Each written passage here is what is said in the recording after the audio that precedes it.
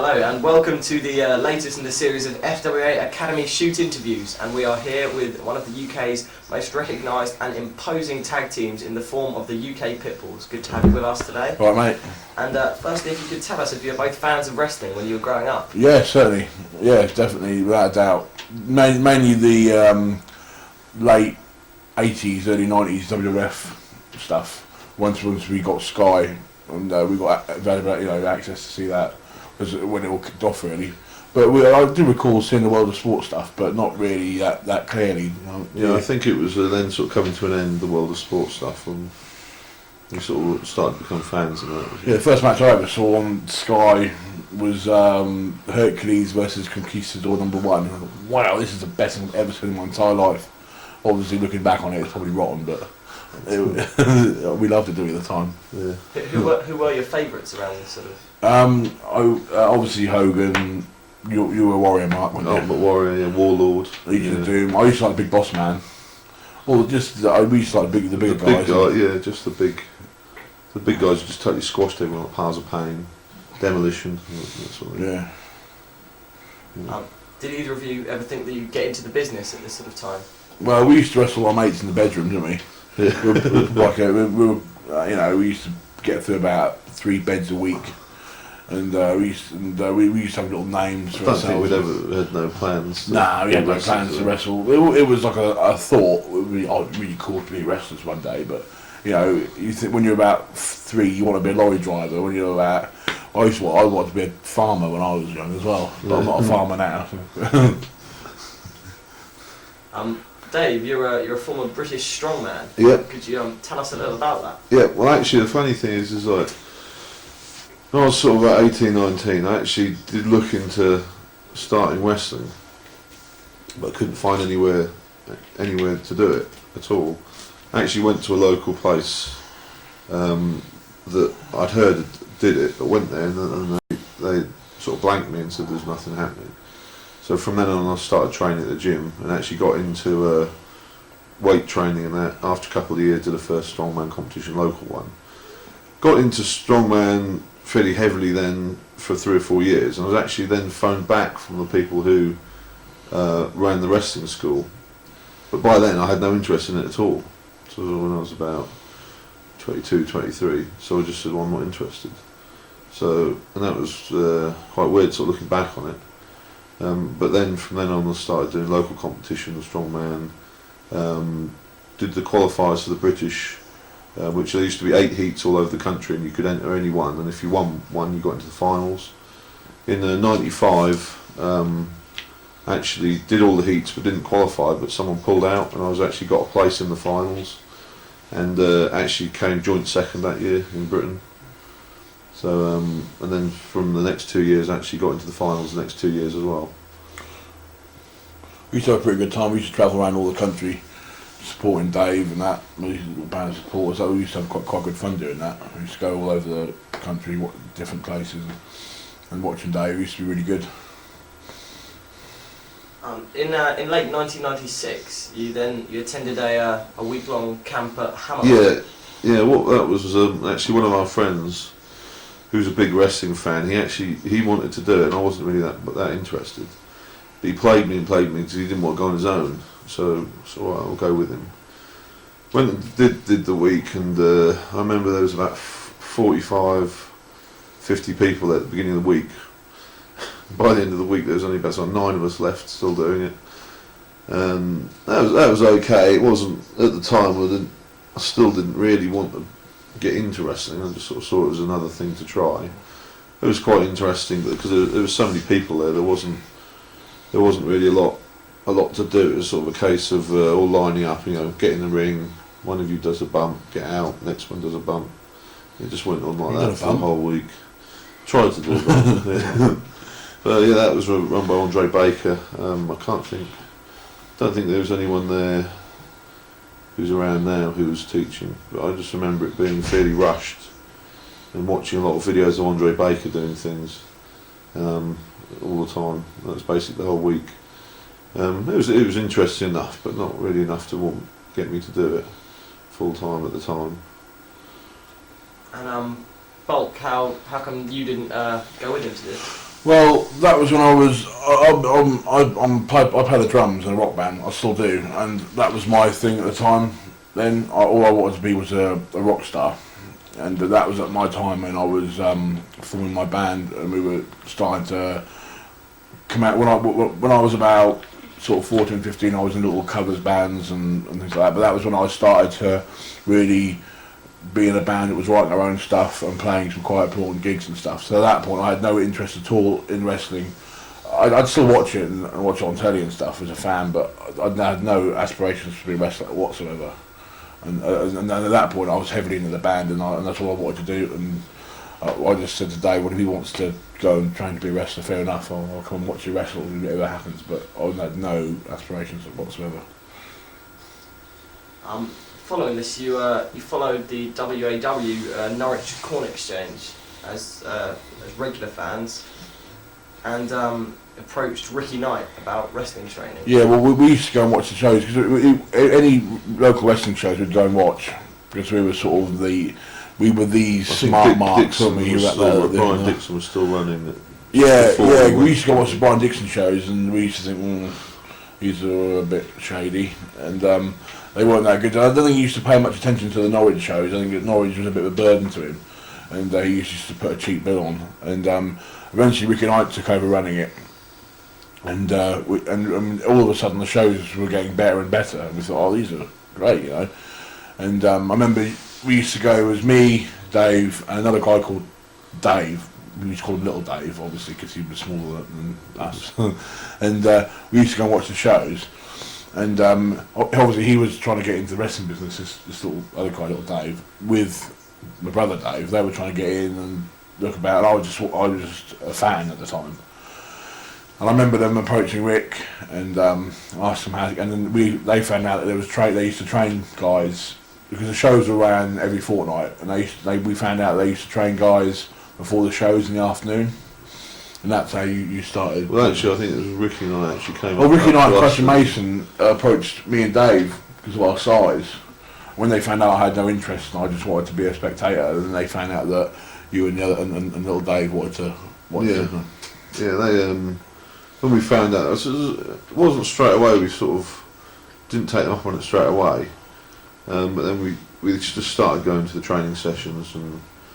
I remember the very first one was quite frightening. Jimmy Ocean was taking it, and he was quite. I don't know if anyone knows Jimmy Ocean. He's a little guy. Was part of the Superflies, and he's one of the most frightening guys you'll ever meet. I remember him slapping some guy quite hard for just smiling, and I'm just thinking at the time, this is quite frightening. But then. That was all just how he was sort of trying to bring everyone in the sort of old school way and that, but just sort of built on from there. Kept going. We trained for a few months, sort of before you started. Yeah, well, I used to come along to the training sessions, and eventually we got friends with the people around there. We got friends with Ricky Knight and Julia and all the other guys. The training was taken by Sweet Soir. Yeah, she was taking the training, and we just got friendly. I just got friendly with them, and then I just commented one day maybe I could start doing a little bit of wrestling training, just to get a bit fitter. I didn't want to wrestle, just start wrestling, do a little bit of the training and some of the bump drills and the warm ups, just to get myself a bit fitter. And then that's really how I started. I just started training and just got more into it, and sort of just started to fall in love with the wrestling business more and help. So at the time, Big Daddy had just died, didn't he? Yeah, and Haystack was on his way out, and they wanted big guys. I remember Rick was saying we want as many. There wasn't many big guys at that time, and they encouraged me to get involved because of my size. And I had it slightly easier training. I was sort of overlooked. I was overlooked on the technical side of it, over my size, so to try and get me involved in it. You know what I mean? But then we just really I just took to it. I really started loved the training. Really like, and then we just started from there, didn't it, really? Yeah. How did you find that the training differed from your time at Hammerlock? It was a lot, because the groups were smaller. It was a lot more. There was a lot more one-on-one, a lot more time spent on each person. So at the time we had, it was at the training at the time. It was me and Dave, our mate Little Dave, a guy called Bruce who now wrestles as Bash, A guy called Lee Max, who wrestled for a while, who doesn't wrestle anymore. Who else was doing it with us at the time? It was Carl Ramirez. A guy called Carl Ramirez, who did wrestle for a year or so, who's now quit. The only real guys that were started when we started is Bash, really. He's the only guys wrestling, really, and Zebra Kid. Well, Zebra Kid was still doing a bit of training. He was still training then, but he was still on the circuit then. You know what I mean? Do you think that your respective sizes helped or hindered your training? I think we were brought in a bit more sooner because of our size, weren't we? I think a bit of both, really, because obviously we had more trouble with the sort of flip bumps and stuff, and Jimmy Ocean was a big stickler, saying like you had to do that. You know, if you couldn't do it, we wouldn't pass you.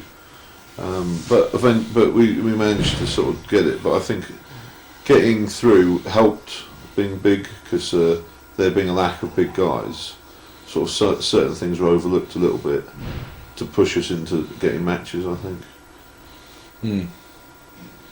Did you ever think about quitting? I think about quitting every day when I wake up in the morning. Not then. Not then.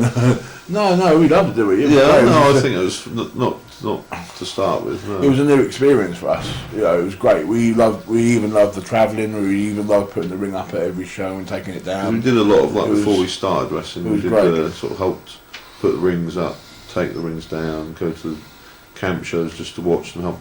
Just help with the rings and that. Yeah, we loved every bit of it at that time. We loved it, didn't we? It was new to us, and we were meeting new people, having fun with guys. It was great. We loved it. Could you take us through a typical day's training? Well, we'd do the show would be on a Saturday. It was every fortnight, so we'd get there about 1. The ring would turn up about 1, 1:30. We'd set the ring up and train till 6, didn't we? Yeah. I mean, I was sort of let off a bit from the physical, because they used to do a good hour or so of physical training and that before they did any wrestling training. Because I did my own I was still doing Strongman at the time. They sort of let me do my own stuff, so I didn't really have to do too much of the physical stuff because I already had my own training routine. But the full training was quite hard. It was obviously start off you did warm up routine, and we had to put the ring up first, and then all the trainees had to put the ring up. Bumps, do your bumps. I don't know if anyone knows what we're talking about, but I probably know. Anyone who's not sort of wrestling mind, full bump drill for a good hour to get your bumps perfect, and then every week you'd sort of try and do a little bit something else. Start off, it was quite a long while. A big thing was they didn't actually teach many big moves, because it was like that was the sort of thing you did once you started wrestling. You'd learn sort of like driving tests, and they say that you don't start learning to drive till you pass your test. They sort of basically you just learnt the basics, lots of holds, mat work. At that point, Ricky Knight was still adamant on keeping it traditional British style. Wasn't that big on the American style of it at the time. The time, that was something that come about a year later when it all sort of everyone started doing American style. Then, but we were still at that point. All the matches were still rounds. It was still pretty much quite old school. We're talking 97, 98, 97, late 97. A lot was put on like ring presence and facial expressions, and you train as if you were actually wrestling in a match. Well, it was a good thing though, just old school. That was great.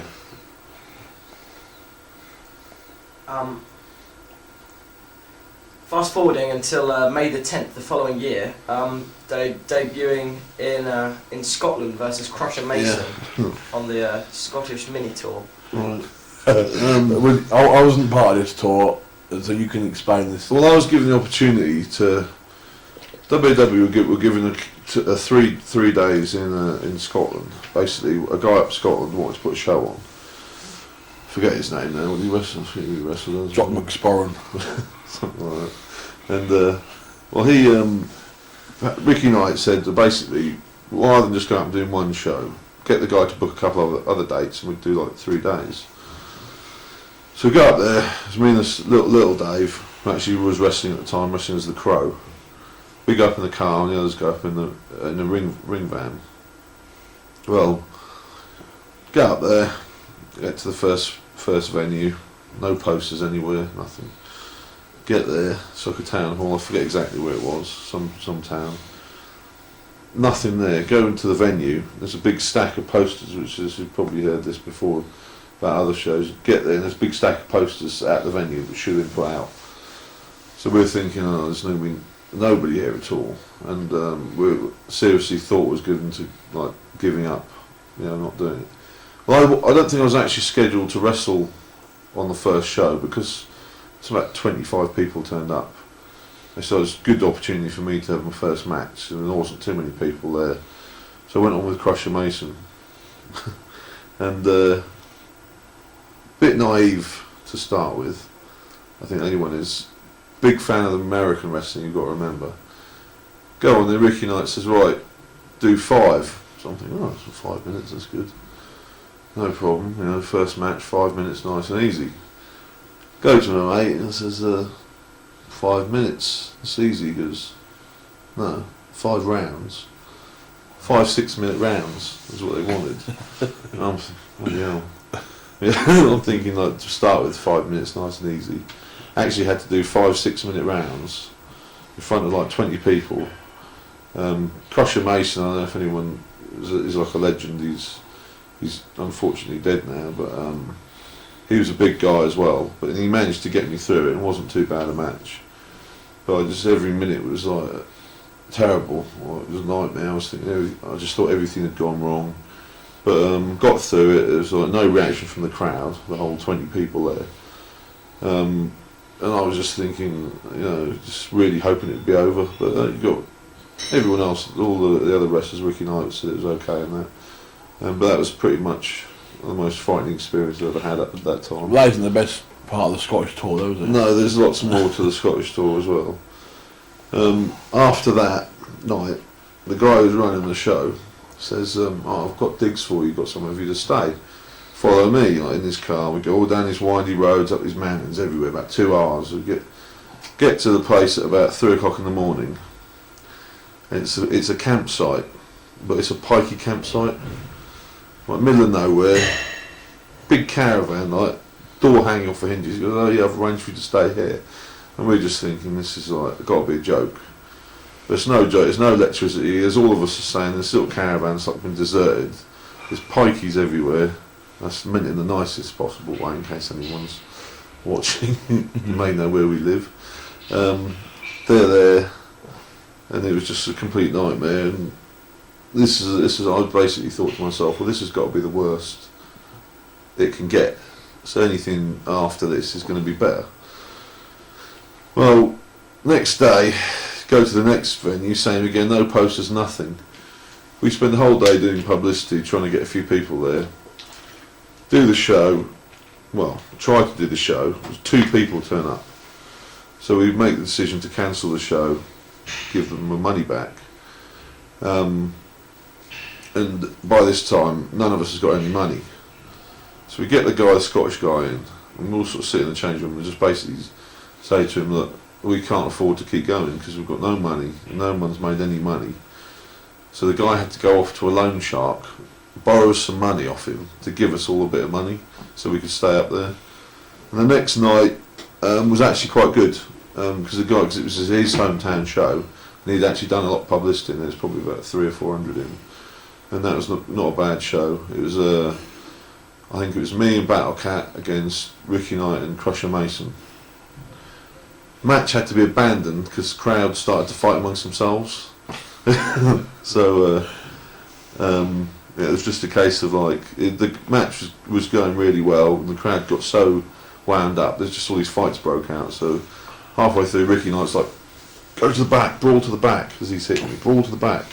So we all just brawled backstage and just stayed there, just finished the show and let the crowd just fight amongst themselves till they all calmed down. So and that was most of the Scottish tour, apart from the van broke down about 8 times. Lots of other things, all in the space of about 3 days. So that was first experience of a wrestling tour, and I really thought this was going to be the worst thing, the worst that had ever happened. But unfortunately, there were worse things to come in the wrestling career. So hopefully, we'll we'll get to them as well. In July, your first matches. Yeah, I had my first match, July '98, a holiday camp in Caister. It was me, Ricky Knight and Crusher Mason versus my brother. I got Ivan Trevors, who isn't about at the moment, but he's an awesome wrestler. If you ever get a chance to see him, and a guy called Hot Stuff, who was wrestling as Canary Kid then, not Hot Stuff Stevie Knight, a different Hot Stuff.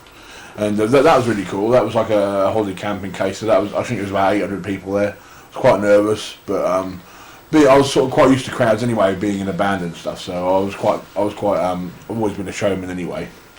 So I was quite happy with being in front of a crowd. That went really well. That was quite fun. Really enjoyed it. And a couple of weeks later, I had my first singles match, a holiday camp as well in Great Yarmouth, and that was through just. You'll mention the managing bit just before that. Managing your bit. first experience on the holiday camp. Oh God, yeah, my first. Well, I was trying to ignore that, but now Dave's brought it up. I'll mention it. It's quite interesting. Yeah, and my first ever experience was probably about 2 or 3 weeks before my first match, maybe a month before my first match. I come out as a manager on a holiday camp. A holiday camp, you can imagine, kids, families everywhere. No swearing. Obviously, I wasn't told this. I get on the microphone, address the crowd as a bunch of F and C's, and everyone's like, "What are you doing?" I'm like, "Come on, you cunt, come on!" And I'm like, everyone's going. I'm thinking, what's the problem? You know, I was a big ECW mark, right? And everyone's going, no. I thought, I'm being all hard, and everyone's like, I think they nearly lost the camp because of that. But that was my first experience, and it didn't go down too well with the entertainment managers and the blue coats or whatever they were. But they just kept me away from the microphone for a couple of years after that. But but like I said, my first singles match, I wasn't scheduled to wrestle. I turned up, brought my wrestling gear just in case. Some guy didn't turn up, and I had my first match. I remember though, when I first started, I was incredibly unfit. I could only really wrestle 2 or 3 minutes at a time, because that's why my first match was a 6-man tag, so I could just get in there, do a bit, get out again. All I remember was my first match, probably having to do about 15-20 minutes. All I remember was keeping on various tables out around the ring. I just sort of planted like bottles of water, so I could like roll out and have a drink and get back in. I don't know if anyone realised that's what I was doing, but that's what basically got me through the match. That was quite funny. Dave, is it true that you wrestled as a face throughout 1998? Yeah, good first year of wrestling, I was a face. Before you sort of come in fully, wasn't it? Yeah. I was actually the first things they did with me up Norwich and the hall shows was because of the Strongman stuff.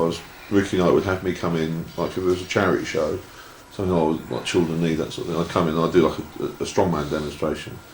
And I remember once we did a thing where I'd arm wrestle all the wrestlers for money for the charity. And that sort of got me in with the crowd, so they knew who I was.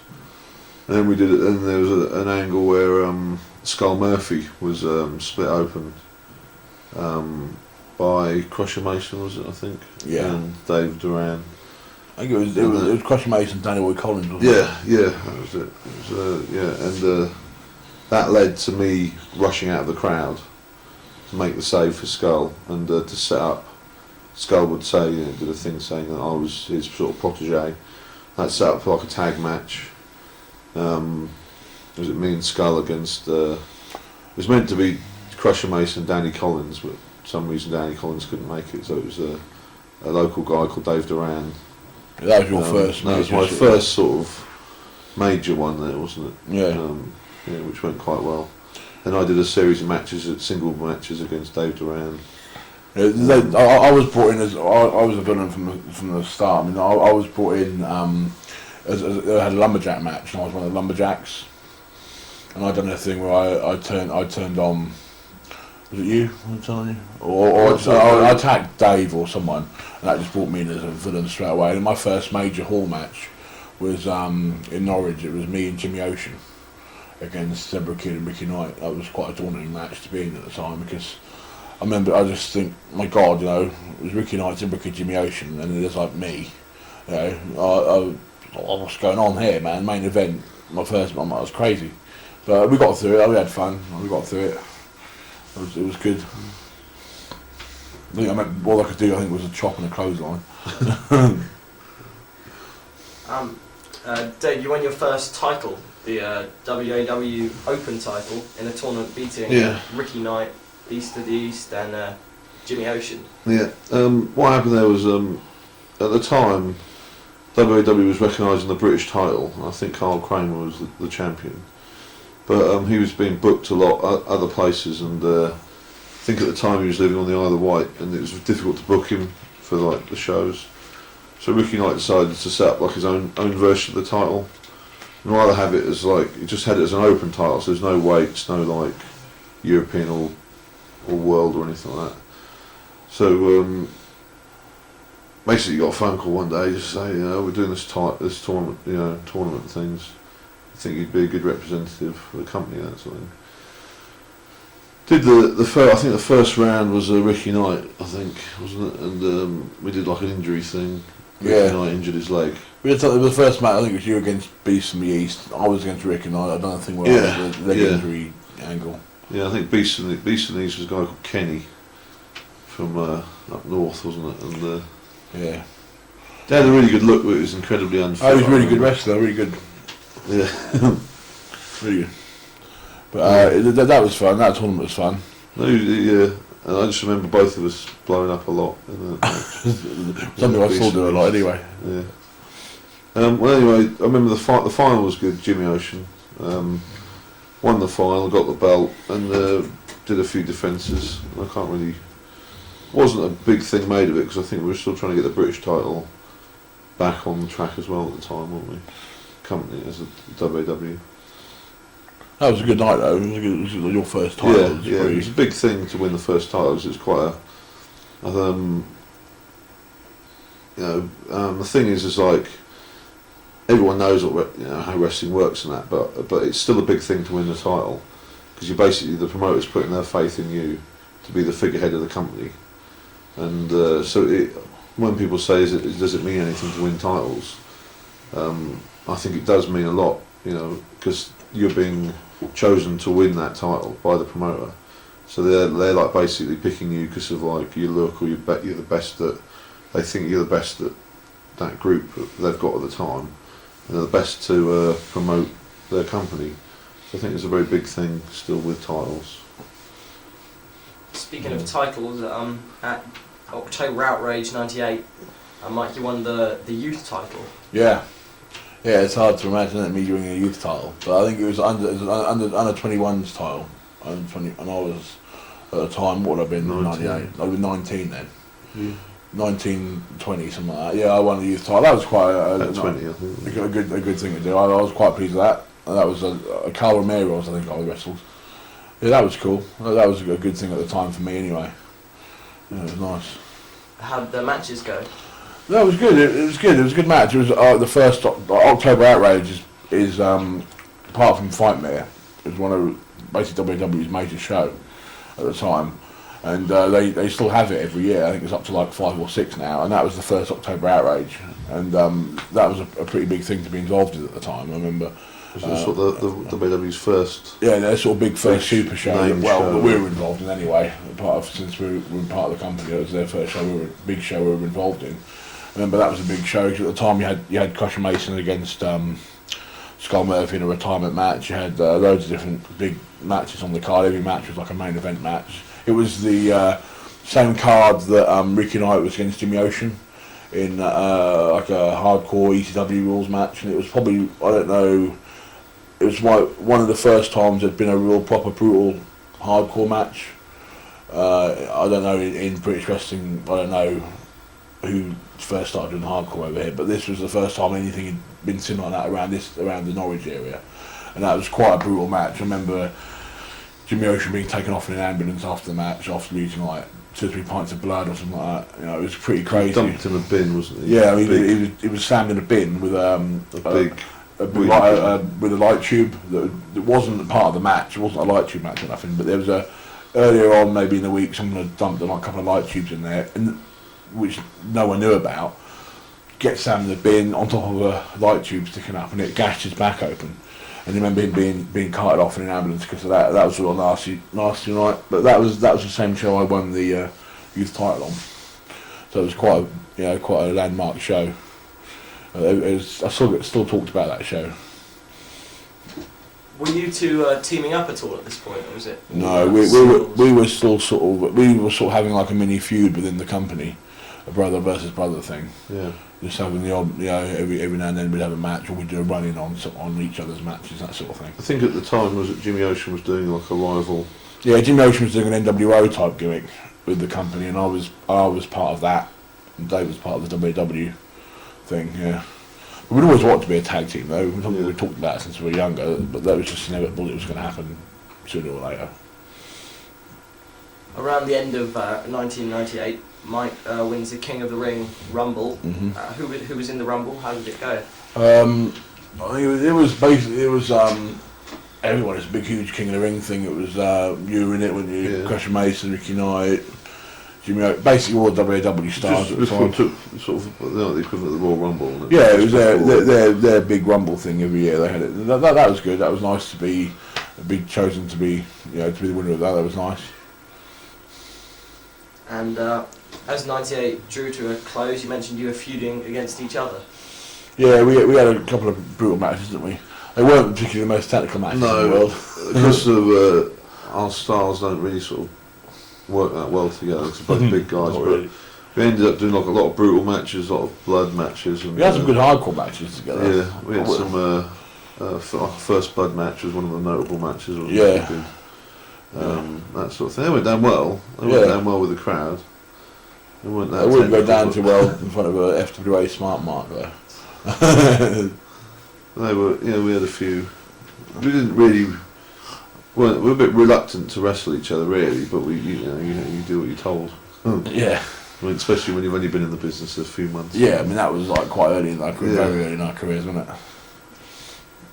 In 1999 now, Dave, you turned heel attacking Ricky Knight. Yeah, it's part of the Jimmy Ocean trying to take over a company. It's like, I think it's called the OWF, something like that. The Ocean Wrestling Federation. It's like a rival thing. Yeah, it was just There like was a big angle where Ricky Knight was getting beaten up. Was it you, Jimmy? Yeah, it was just basically our faction. With you, Yeah, something like that. It's our faction, and then basically Dave comes in, makes a save. I come in, turns on Rick. The crowd think I'm going to help Rick. And then ended up beating Ricky out. That was crazy because the Norwich crowds are always noted for being quite a violent crowd, and we had to start the car around the back of the building, go out the fire exit and just get out of there because they wanted to kill us, man. That was pretty scary. You can imagine, I'm come running out when Ricky's getting beaten up, a big chair, suddenly a high-five Mike, drop a big elbow or a big splash on Rick, and the crowd just went crazy. About 200 inbreds, thinking everything's like for real, and they're going nuts. They're throwing chairs at us, hot coffee at us. Yeah, crazy. Little old woman knitting needles trying to stick them in you. Yeah, they was crazy at Cornwall. At Norwich, they used to try and we'd regularly get like chairs thrown at us and you'd get they'd kick the door open to the change room, throw chairs in the dressing room. Yeah, crazy. Very crazy people. Yeah. I mean, the two of you first teamed up as Marvellous Mike, the Incredible Bulk, and Big Dave Waters. Yeah, well, my first, that's what I wrestled at. I wrestled as Marvellous Mike, the Incredible Bulk was my first wrestling name. And I thought I sort of shortened it to Bulk because I couldn't spell Incredible on autographs. But that was that was our first names. We never really come up with the Pitbulls till a few months after. We teamed a couple of times, just as that. Yeah. And then put on the camps was when we first. Come up with the name, wasn't it? Yeah, we done. Yeah, I think quite soon after we teamed, we done a few. We done some holiday camp stuff.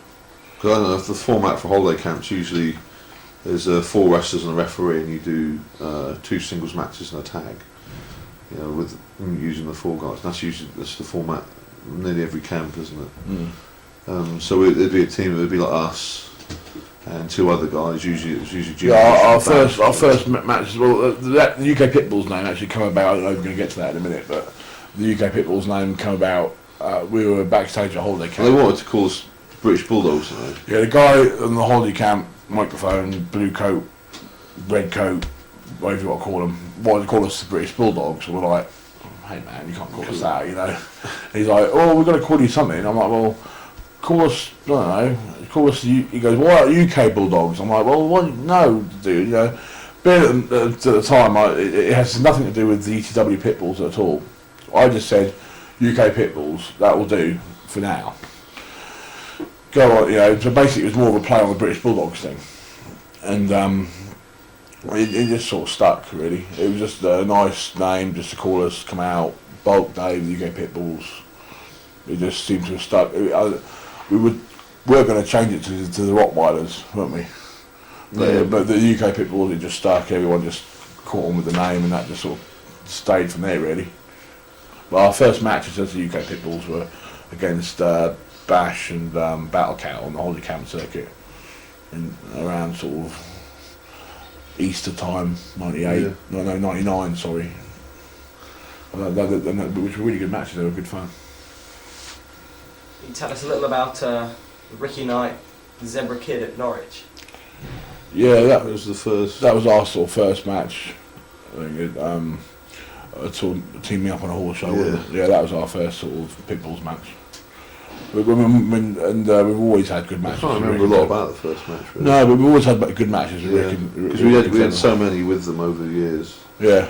I think it was a bit daunting. That was probably the. Yeah, it was because they were the two major faces. Because you got to remember, the Norwich at the time, Norwich was the only place that was run regularly. It was run every fortnight, so you had regular storylines, regular angles. Yeah, it was like really regular. So you had your crowd would come every week.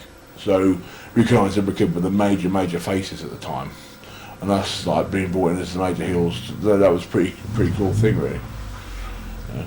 How did you find teaming together? It was great. I loved it. It was just such a cool thing to be teaming with my brother, and it was just great to be doing it together as a team. Give a lot of opportunities to start working on double team moves and just. Yeah, it was good. It was great. We loved it. It was definitely a thing we wanted to do more of, because at the time we were still doing singles matches, and a lot of promoters were booking us against each other still, but it was something we wanted to just be the tag team, you know. Well, we were still getting booked against each other as well, weren't we? Yeah. What memories do you have of your three-way hardcore match with Ricky Knight? Oh man, that was crazy. That was our our first. Where you come running out. Yeah, well, we'll get to that in a minute. Just checking. That was our first sort of hardcore match, and it was like a major hardcore. It was a thing where we basically just gone out a week before and found as many different objects as we could. Yeah, we come down with like a bin bags full of stuff. I mean, the actual match before the match on the card was Scar Murphy versus Danny Boy Collins in a ladder match, and they had the bag. It was for a bag of money, and they had the bag of money tied to the lighting rig. And the lighting rig was a lot of fluorescent. Yeah, it basically a metal frame with like 8 fluorescent tubes in a row like that, tied to the lighting rig. They were told, pull on the bag and it will come free. Well, Scott Murphy's on the bag, he gets up the bag, he's hanging off the bag, and the bag wouldn't come down, and the whole lighting rig just come down on the ring, smack glass everywhere, and that was the match before our match.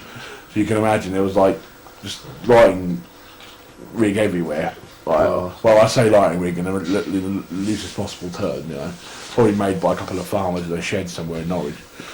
But yeah, it was so basically. But the match before us, all the house we were wrestling in complete like in all the lights, all the house lights were turned on, and it was a quick brush. 10 minutes before we were on, brushed the ring. There's like glass everywhere. Had brand new wrestling gear on. It got shredded to pieces. But yeah, that was basically before the match, and then. It was our first hardcore match, so we were pretty nervous, and it was like a three-way. That was really good, but all I remember was coming running down to the ring. Just running down to the ring, big guitar over my back, you know, for the match. Big bag of like trays and chairs and stuff. Running down, trying to look all aggressive and mean. First thing I do, slip and slide right into the ring, man. And you can just see that where the camera was. The video camera was filming it. You can just see me running down and disappear. I just killed it straight away. As soon as the guys were laughing at me, what could I do, man? You know, I'm just a clumsy git. I remember you just laughing at me. the match, we had some cymbals that we. Yeah. Big I found some pair old cymbals from my old drum kit. We'd done the big old clash, and that was a lot of that. And like the bedpan incident. Was Yeah, we had because our parents at the time ran an old people's home, and we were down looking for tools for the match. We found this big old It's like a cast iron bedpan. And you could hear all the other, you're familiar with hardcore matches, you know what it sounds like. You hear the smash, and tin trays. We hear this smash, we could hear this boom. There's this massive, great big cast iron bedpan. It'd smash down. Ricky Knight said, he's like, fucking hell. Where the fuck did that come from? We got bollocking for that. Where'd you get that from? That was funny. But yeah, they're the memories of that match. That was a really good match. I loved it. I loved doing the hardcore stuff. Shortly after this, you joined with G-Force as the triple threat, and got feuds. Yeah, G-Force is a guy called Martin who was training with Dave at a local gym. Big bodybuilder guy who wanted to get into Strongman, and Dave, he was training with Dave. He was a good friend of ours. Well, he still is a good friend of ours, but he doesn't wrestle anymore. And Rick and I thought it'd be a good thing to have like a little like faction thing going, and there was basically. We were building. Everyone thought we were brothers because he was a big guy, bald. So everyone thought he was our third brother, and we just called ourselves a triple threat. And we used to we done like quite a few 6-mans. He probably lasted about 6 months in the business too. Yeah, but I don't think he like. He didn't really. Cause he had a full-time job, so he couldn't really travel. Yeah, I don't think he liked the travelling and like all the travelling involved in it. He just wanted to wrestle locally, and then you can't do that if you want to make it as a wrestler. You can't stick to local shows. You've got to travel as much as you can, especially in the early days of your career. You've got to do you've got to take everything you're offered. It's all or nothing basically. So but they were good fun. The triple threat match we call ourselves the triple threat. Completely ripping off ECW again. Yeah. But which has happened a lot that time. Yeah. In the UK, everything. And they were good. We had some good matches against. There was also a guy called Ballistic from Grimsby area. And I think it was Grimsby area, and we'd done a few 8-mans with him. He had a similar look to us. He was a big guy, bald, that sort of thing. We'd done a few 8-mans and that. They were cool. There were some good matches. We done some stuff down London, down the West End, and that with the Embassy Brothers and that. Yeah. They were good matches, and they were all sort of on the more hardcore side. And they're good. I mean, this leads up to the October outrage of the Next Gen '99, in which. Witness Bulk leg dropping Sweet Soraya. The lead up. Yeah, that was the lead up to it. That wasn't an actual show. That was the lead up to it. We done a big G with. G is the British word for angle, for you marks out there. And in the lead up, we did several things. The Knight family, there's Sweet Soraya, and Charlie Frary, who was the main ref, was like Ricky Knight's dad. And we did a lot of things like involving. Yeah, we did everything. Sweet Soraya had a match. As evil as possible. Yeah, Sweet Soraya had a match. She won it. I come in, beat her up. They dropped her. Crowd went absolutely crazy. Ricky Knight comes in. So that was a really good angle on Rick's part. It was a brilliant idea. I loved it. I loved doing that. It was awesome. And then attacked me with a spanner and made me quite bloody. That was great. That was leading up to the October outrage thing, where it was me against Zebra Kid and Dave against Ricky Knight in a hardcore match for the at the title. time they'd bought the British title back then. We did an angle where I had to.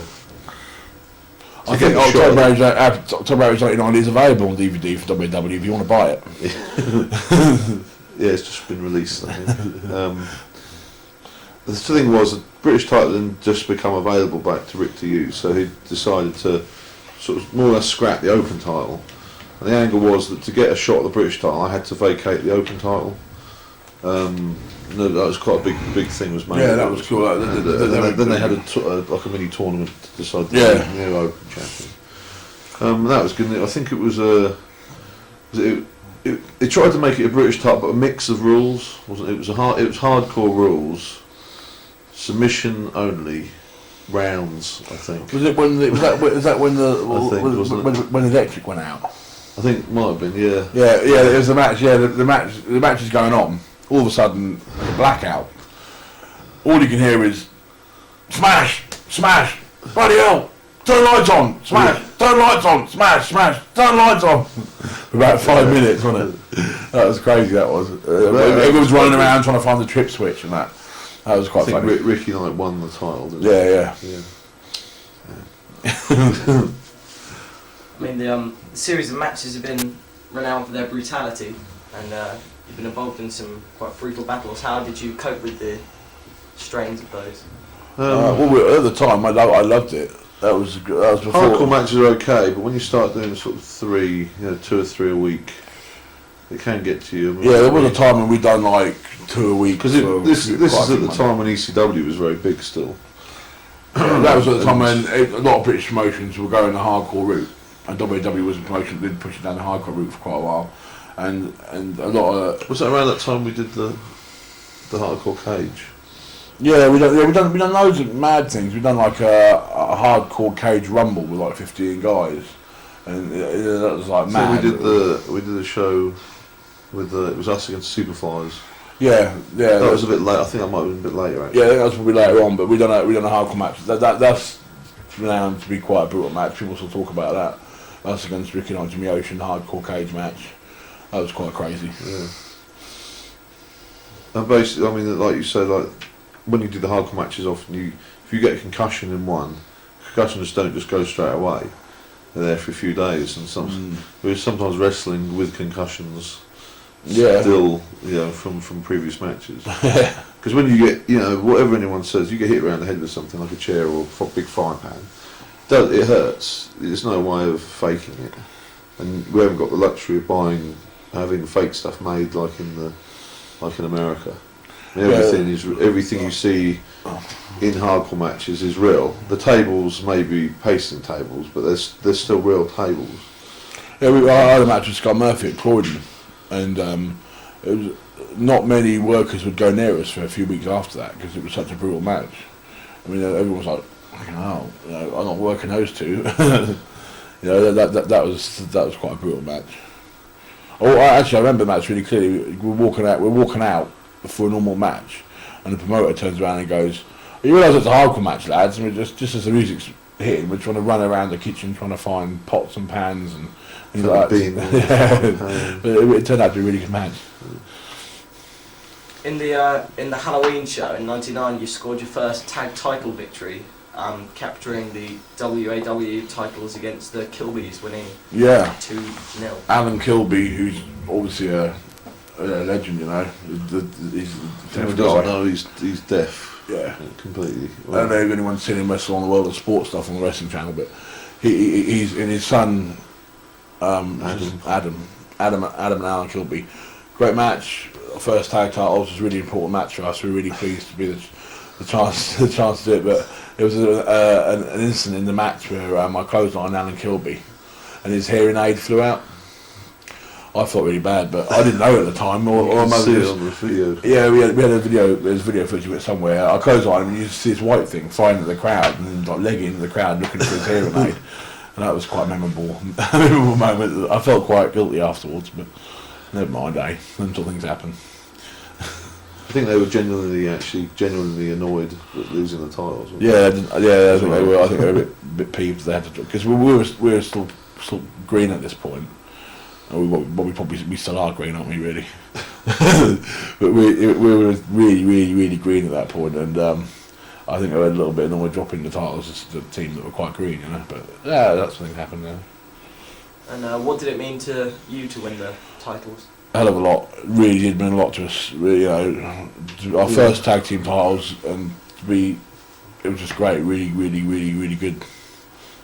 Yeah, really pleased with that. The big thing really for us. Cause yeah, it was sort of like we wanted to try and we were trying to push the team more.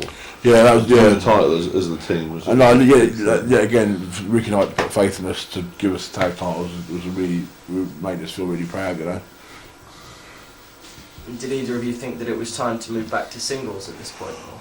No, all we wanted to do was tag. Still doing a few. Yeah, we're still doing singles, but we just wanted to push the Pitbulls as much as we could. You got to remember at this time there was a lot of work. We were working nearly every day, doing either holiday camps or stuff for Brian Dixon, Scott Conway, and it was still at that point. We was a lot of Brian Dixon wouldn't really use us as a team, or Scott would these. No, a lot of promoters at the time still didn't want to book us as a team. It was still a lot of people were, you're the two biggest guys on the show, you've got to wrestle each other. which I could never really get around my head. It's a big thing back then. It always was a big thing about two big guys against each other, which I've never really liked, even to watch, really. No, two fat guys against each other doesn't gel, so don't do it. Unless you're really good, and we're not. So. At this time, did you start to work around the British scene a little more? And was this due to any incident at WAW? What's this? Well, at the time, WW, Ricky and I was handling all our bookings, so he would book us. Yeah. He would, you'd get a phone call to say like, Brian Dixon wants you in Croydon tomorrow, and we'd all travel with the WW crew and that, and it was all like booked through him. I mean, at the time he was doing all our bookings, so everything was done through him. We didn't really have a lot of say, if any, really. No. Which we didn't mind at the time, because we just wanted to get as much stuff as we could. Yeah, it was good. It was good on Rick's part. He was getting as much work as he could, and I mean, it was great. Really, we were just doing the circuit basically, wrestling for anyone, wrestling each other, wrestling as a team. Just any bookings we were taking, we were doing. And at Croydon, Dave, you wrestled the British legend Marty Jones. Yep, that was quite. I think it was actually, was it the same night with the Strongman? Yeah, I recently just referred to the hardcore. I'm getting ahead of myself, but yeah, the same night I had the hardcore match with Skull. Yeah, well, we actually got there and it was for the middleweight title, wasn't it? Yeah, it's actually quite funny. It was the middleweight title, and I think it was actually billed as the Texas Stomper or something, because Brian Dixon's got a big thing about it.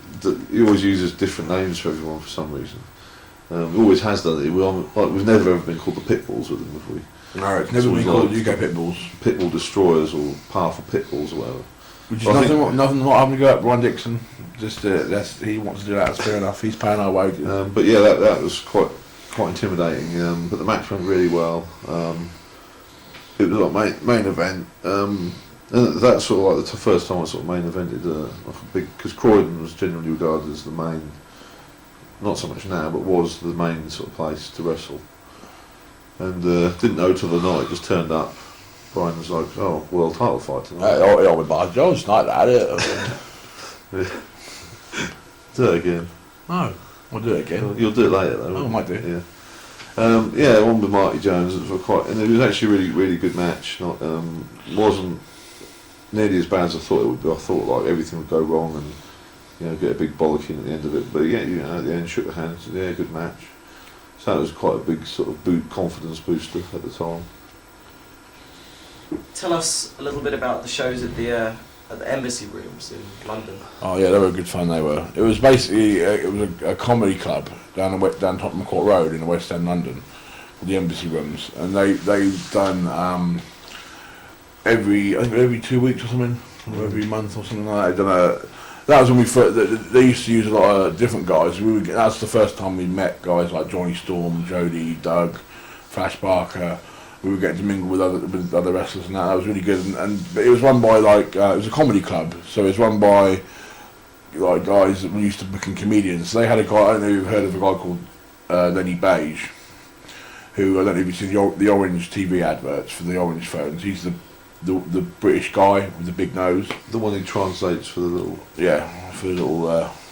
He was the main guy. He was the main guy doing the commentary. So basically, it was wrestling, but with like a comedian doing the commentary. So it was quite bizarre, and you'd basically get you'd get proper wrestling matches, and then they'd book they'd get someone dressed up as a dog, or would get someone dressed up as a cat against a guy in a mouse suit, and a dog would make the save.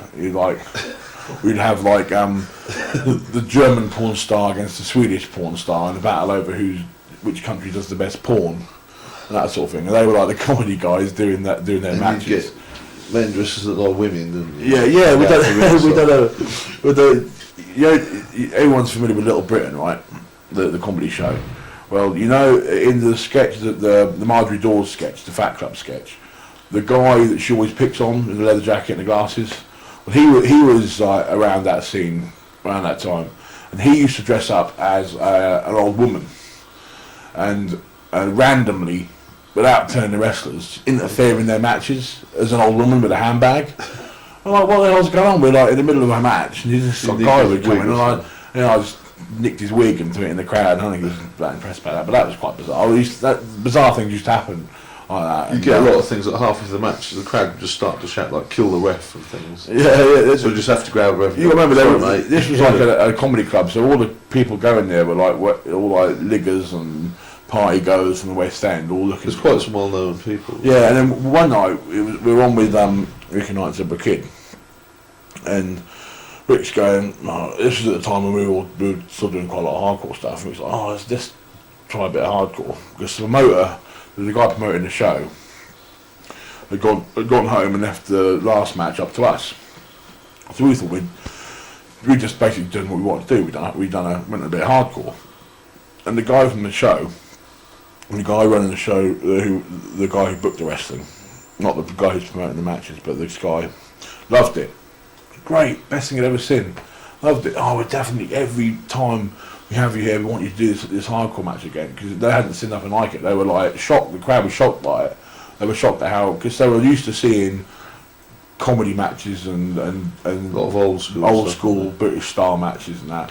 To see a match, they thought they couldn't believe how real it looked. You know, and they wanted that. And I remember the next week we done exactly the same match, and the guy who was booking the promoter who was booking the wrestling, he was like, "What have you done? What have you done? You ruined it for me. You know, you've done this hardcore match, and they're gonna go nuts. They won't ever want you here again." And the other guy who was the owner of the club come up again. Brilliant match. And the wrestling promoter's like, "Yeah, brilliant match, lads, brilliant match." But we used to do a few. They were crazy shows. We used to like doing that. I think it's a strip club now, isn't it? Yeah. Which I'd love to wrestle in. Yeah. Now, you also took part in some shows at the Edinburgh Festival. Yeah. That was the same guy that had the Embassy Rooms. Because the Edinburgh Festival is a big comedy festival, and the Embassy Rooms in London being a comedy venue and everything, they got the thing to do that. They were good. I think they ended up getting broadcast on BBC 2 weeks, wasn't it? BBC Scotland. BBC Scotland or something that was on Sky at the time. Sky Digital. They were good. There was 2 shows. The first show, you went on the first show. You did the first one. I done the first one, Dave did the second one, because the second one I was at Reading Festival getting wasted for the weekend. But yeah, they were really good. They were in like a big circus type marquee. They were really good fun. Just the drive up there was a nightmare, because Norfolk to Scotland isn't the best journey in the world, but they were real good fun. They were, we had like an hour show. I think I wrestled Bash, and Ricky Knight was there, Zebra Kid, a few other guys. All I remember was doing being Edinburgh Festival that day. The next day we were wrestling in Exeter. So you can imagine Edinburgh, wrestling in Edinburgh, getting changed in the van, straight to Exeter. By the time it got us to drive from Edinburgh to Exeter, we had to wrestle. So it was quite crazy, but good fun. And you done the week later, didn't you? Yeah, the week later was we just got totally lost in Edinburgh trying to find a place. Drove right past it about 5 times. Kept saying to the driver, "It's here, put in here," and we were like so late we nearly missed the show. Getting phone calls threatening to like, "If you don't make it here, we'll lose this contract." And but we got there and we did the show. I think I teamed up with Ricky Knight against Hot Stuff and Zebra Kid, I think. Yeah. They were doing like the Scottish thing, we were doing the English thing, and that went really well. Thing was, like because it was a comedy festival, they had comedians doing the commentary. Yeah. Comedians being like comedians, they were sort of taking the mickey a bit, and I think that spoiled a little bit. What was the guy called? Some Australian comedian done the commentary for it. Brandon something. It was quite famous, but I can't remember his name. God knows. Not that famous. Well, yeah, obviously not. But yeah, I think that was the only thing it was good matches, but it spoiled it a little bit because they were turning it into a comedy thing. We were trying to wrestle, and they were trying to turn it into a comedy show, but it was all right. It was good fun. Not many people in the crowd. Too many Scottish people. That's the only problem. Yeah. No offence to Scottish people. Yeah, loads of offence. Yeah. Back in Norwich, you competed in a match against the Zebra Kid and former WWF star Earthquake. Yeah, that was cool. That was when Earthquake was on his the second time he came over to the UK, and Rick and I got him booked for the Norwich show. That was really good. Really, obviously, great honour to work Earthquake, like being one of our the natural disasters, sort of big, subconscious, big influence subconsciously on us. I remember we done that. We watched the natural disasters match not so long ago on tape, and we're like, we never really try rip them off. We never try and blatantly, when we're thinking of things to do, we never try and blatantly rip off any team. But I think when you watch someone, you get an idea in your head and you think you've come up with it. But then when you watch it back, you see that they've done it before. Yeah. You don't mean to, but because it sticks in your head. But like the Earthquake match, that was basically one of the first times we've worked a name guy, like a guy that had been like an American guy, a guy that had been on in WWF and all that. That was like a real honour. I was quite worried that he was going to be a bit. Yeah, we thought he'd be an arsehole, but he wasn't. Earthquake is such a nice guy. I mean, he was really nice, really down to earth, really good fun with him. Let us do anything. Let us do whatever we wanted. You know, he was taking body slams off us, and you know, it was great. It was really good match. It was a bit of a mark out moment for me, really, because I remember at the time, sort of up till then, on TV. Oh, I know, when we were young watching it, you know, the only guys to slam Earthquake was Hulk Hogan and Ultimate Warrior. Days, oh, Sam Earthquake. And I got to slam him, and I remember thinking like, oh, a bit of a mark thing. Yeah. God damn, you're gonna get some ripped over that by the guys are saying that, and you realise that, don't you? Yeah, but it's true. Though. You slammed me. You took the Earthquake smash. Yeah, I took the Earthquake smash. Yeah, well, you got to. But around that time, we wrestled quite a few. There was like a lot of American guys coming over. Like the Bushwhackers come over, and Greg Valentine, people like that. The Tanker. And it was on the same tour. I think a couple of months later, I got to wrestle Shinhiro Tani, which is quite bizarre, really. You wouldn't expect me to wrestle Shinhiro Tani, but that was cool. That was on a Brian Dixon show. That was quite a mad match. It was me and Drew McDonald. No, it was actually we did a double header, a matinee show and an evening show in Swindon, and it was when Dave was injured, a chest injury, and it was me and Drew McDonald against Greg Valentine and Johnny South was the afternoon show, and then the evening show was me and Spinner McKenzie versus Shinhiro Tani and the Fake Kane, which was quite a bizarre combination, but it was good fun. But the Earthquake match was great. It was one of my favourite matches we've had, I think. Yeah. Still, Earthquake and Zebra. Still one of our favourite matches. Didn't you do some shows for Jackie Palla around this time? Yeah, Jackie Palla Jr. and his father, Jackie Palla, decided they wanted to run a few shows. They were quite good. It was WW's. Yeah, it was using WW's ring, and it's really common. They were using Hammerlock guys and WW guys. Yeah, it was actually the first time Saraya wrestled Nikita, on one of those shows. That was the first time they met, and we wrestled. We just wrestled some of the WWE workers, but they were quite good. Some of the shows were good. He had it was quite local to us, so sort of around Yarmouth, Lowestoft area, so they were quite good localish shows. But yeah, the crowds weren't massive, but they were quite good fun shows, and it was great fun. It was good to meet Jackie Pallo. Obviously, it was being a British wrestling legend and that. Yeah. One of your biggest matches to date was against Jody Fleisch and Paul Tyrrell. How did this go? Yeah, it was actually in front of our top five. Top 5 matches we've had. Yeah, definitely. It was actually in a little village hall in front of about 30, 40 people, wasn't it? And probably a few more. But it was one of those times that we turned up. One of these guys thought, oh great! It was it was a great match. It was really good. It was our first time we wrestled Jody. Great opportunity to wrestle Jody. Always loved working Paul Tyrrell, and we all gelled and we all had a really good match. It was just a shame that it wasn't in it. If that had been in a packed venue. He still mentions it. Yeah, and it didn't matter. It didn't matter that it wasn't a packed show. It was we still done all our stuff, and even Jody still done his crazy mad stuff as well. It didn't stop the fact that there wasn't It was a really good match. Anyone ever gets a chance to see that match, but it was one of our favourite matches. It's actually on our Best of the Pitbulls. God, that's a shameless TV. plug, that is, man. You got hell for that. Yeah. How did you find working Jodie Fleisch? Great, love working. Yeah, Always do. Yeah. Whenever we always. never had that many chances. No, one of the matches we've ever had, which we've always loved, we'd love to do, is Jodie Johnny versus the Pitbulls. Would be a great match. We've never had. I think Jodie would love to do it. Yeah, I don't think Johnny would. We've wrestled Johnny a few times, but Yeah, he's great. He's fun. We love Johnny. Way, Wonder Kid, baby. it's all about the merchandise. Yeah. Do you have any road trip stories from around this sort of time? Yeah, quite a few, don't we? Any that you can repeat on camera? What were we doing around then? What were we at? 2000. There's loads. There's quite a few. Come on, you must think of a few. Yeah, I'm just trying to remember. Just Brawl. Were we doing Brawl then? No, there's stories like Until the Pie incident. there's the Pie incident. It was one of them on the holiday camps. I think it was one of the first. I'm probably going back to about 98 now.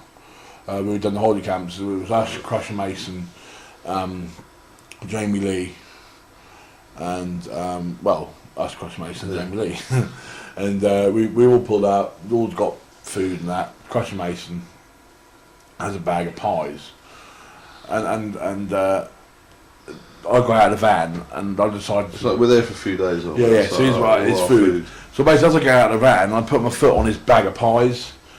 And as I get out of the room, as I get out of the van, I didn't really know what was going on. And all I remember is turning and there's Butch, Crusher Mason, sitting in his seat going, with this pie, it's like a wafer thin. Really He's like, thin. look at my pie! And I'm like, I got And he heaps just of holds, as he holds it, doesn't he? It just falls down. He still ate it though, did he? Yeah. That was The quite Scotland thing. The Scotland thing? With the... Oh man, that's funny. There was a show in Scotland, I wasn't there, so he'll have to tell it was me and Hot Jimmy. Stuff against who? Jimmy was there. No, he wasn't. Battlecat was. Oh yeah. Against Battlecat and Carl Meros, and we were wrestling, and the Scottish crowds were quite rowdy. And all I remember was from the end of the venue, someone throws a coffee cup, a polystyrene coffee cups with the plastic lids. Someone throws it from the one end of the venue, and I could see it from the right end of the venue, and it like sailed over Battlecat's head, over the ring, over the guy in the ring, over my head, and completely cleared the venue. All I could see was through Battlecat's mask, he's like laughing, going, he's doing that, and I'm like, what? I can see the mask staying like that, but the face inside going like that. I'm like, my man, I'm just covering my face up, trying not to laugh. And another story was when we broke the ring. We've got a couple of ring breaking stories. Yeah. When we done the we done a show where I was wrestling Dave and he slammed me, body slammed me, and the ring just fucking gave. I swear that, but the ring just gave away. The ring, the middle lines popped out. The ring just went. Poof. And it was just like it wasn't like when you saw on SmackDown, the big show. It was properly really went to pieces. And was at Felixstowe. And at Felixstowe, we got in the ring. Show hadn't even started. First match, me and Dave come in, roll in. Yeah, got the big pose. The ring just goes meow, like that. So the next match, Ricky and I was against Jimmy Ocean. They had to do a Falls Count Anywhere match around the building because there was no ring to wrestle in because we'd broken it. That's a bit crazy. And what? Have you got any other road stories? We've got, I'll bring it up if we remember. Yeah, we'll get to them because no doubt they'll come up. There's a few for later. Yeah. Brawl and Yeah. We'll come up. Around this sort of time, the UK was gaining quite a big tribute scene, and I mean, it was frowned on by many, but obviously. Well, the thing is, it made money. That's why it was popular because it was making money. When you turn up to do shows, you haven't got a lot of say in who you're on with. The promoters decide everything, and because you turn basically, if you want to get paid, you basically do what you're told. And at the time, everyone was doing it. It was like the Midlands. Yeah, everyone was doing it. Ulrich, everyone. It's just but like a lot of. It was about 20 different Kanes and Undertakers and Austins and everything. Yeah. And Ricky Knight was doing Ricky Knight was one of the tribute shows, and basically they wanted us to do tribute workers. I was doing 1 to 3 Kid. No, obviously we stayed away from it. And then what Ricky Knight did a charity show, and all the matches it was all going to be like billed as like a stars in their eyes thing. And I did Vader, got a Vader mask. Ricky Knight was Animal from Legion of Doom. But basically, Dave's done Vader, and Ricky Knight liked it, and a few other guys that do tribute shows got Dave to do Vader on a few shows. I think you done Kane on a show. I did I didn't. Fat Kane. Didn't really like doing it, but the thing is, when I don't at this time I'd only been in the business, not a couple of years. Well, at that point we wanted to wrestle as the UK Pitbulls, nothing else, and that was a sort of a bit of a sore point. It was really. I actually had a really good match against PN News as UK Vader, but and every time I wrestled him as myself, it was pretty bad. But that was actually quite good. But I didn't like doing it, hated doing it, but. It's just one of those things, didn't like doing it at all. But I probably only did it half a dozen times. But it got really bad sometimes. And the worst thing about it was when the kids thought you really were. So I always used to I never used to build myself as Vader. I used to build myself as like the UK Vader, so that it was still like people knew it wasn't me. But a couple of times you'd get kids actually think I was Vader. It would be really like do my head in. I'd really feel really bad about it. But the promoters would, because the promoter would always build me as Vader, and I'd be well, no, I'm not actually Vader. But plus a lot of the time we were wrestling each other. And it would nearly always be against each other, which was another sore point. We didn't really like doing that. You have a notable hardcore match at the Morecambe Dome. Yeah, you weren't doing. It was around that time.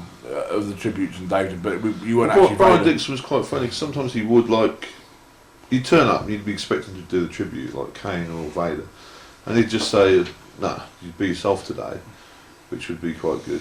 Yeah, we done a match at Morecambe Dome, which I think FWA now run as a regular venue. If anyone's familiar with that, we done that was for Brian Dixon, and that was really good, wasn't it? I think I did a splash off the stage. Yeah, I remember that because I broke my rib. Well, I didn't break my rib, anyway. But yeah, we had that was a good match. The Morecambe, I haven't wrestled actually at the Morecambe Dome since. It was a really good venue to wrestle in. But so FWA, you want to book us to Morecambe Dome? Yeah, Morecambe Dome. We're available. Yeah, you know our number. Unfortunately, after this bulk, you suffered a serious leg injury, which hospitalised you. Yeah, I still suffer from it now. What it was, it's called cellulitis, not cellulite that you get on fat birds. Cellulitis is basically like a muscle tissue infection, and basically it was at the bottom of my leg, and it all swelled up, and I couldn't walk on my leg, and I basically was in hospital for a few weeks with it. So that hampered me for a bit, but basically, I still suffer from it every now and then now. But I cope with it quite well. But at that point, Dave was still wrestling and taking on the bookings that we were doing on his own and stuff. But I think the day I come out, I've got a funny story leading up. The day after I come out of hospital with my leg, there was a local show in Fakenham, which is like 20 minutes from where we live. And Dave was doing Vader against a guy called Lee Max. It was actually meant to be me against Dave on the show, but he wrestled this guy Lee Max. And we got a funny incident involving a guitar. And you might have it down there actually. It's quite funny. About a month before, or 2 or 3 months, maybe going back as far as 4 months before, we had this guitar that was meant to be used in a hardcore match. It never got used. And I'm breaking kayfabe now, but everyone does it nowadays, doesn't they? So here we go. Well, it's not really major kayfabe. We used to put a little bit of talc in the guitar to make it when you get hit with it, it explodes. It looks all dusty and it creates more of a ooh factor. And because every time we turn up to a show, to do a hardcore match, we brought this guitar with us, but it never got used for like months and months. So you got to remember, every show it's getting talcum powder. So every show, more and more talcum powder is going in the guitar. I reckon probably roughly 2 or 3 tins of talcum powder ended up in this guitar. Eventually, when it got round to being used, it was the show I got the day I got out of hospital. I come to watch the show. And all I remember was Dave walking down the ring with his guitar and thinking, that's the guitar that's got about a million fucking And I'd put pounds some more in it as well. Yeah, it's got £1 million of talcum powder in it. So it's when, and I remember when it got used, smack, and you couldn't see the ring. There was so much talcum powder everywhere. It was like a bomb went off. That wasn't just the ring. It was like the whole venue. Yeah, the whole venue. It like a big cloud of just you couldn't see. It was like crazy. And the guy, and did he hit you? I was just The day would just look like a snowman, just covered in talcum powder. Oh, that was funny, man. That was so funny. It was just it was funny.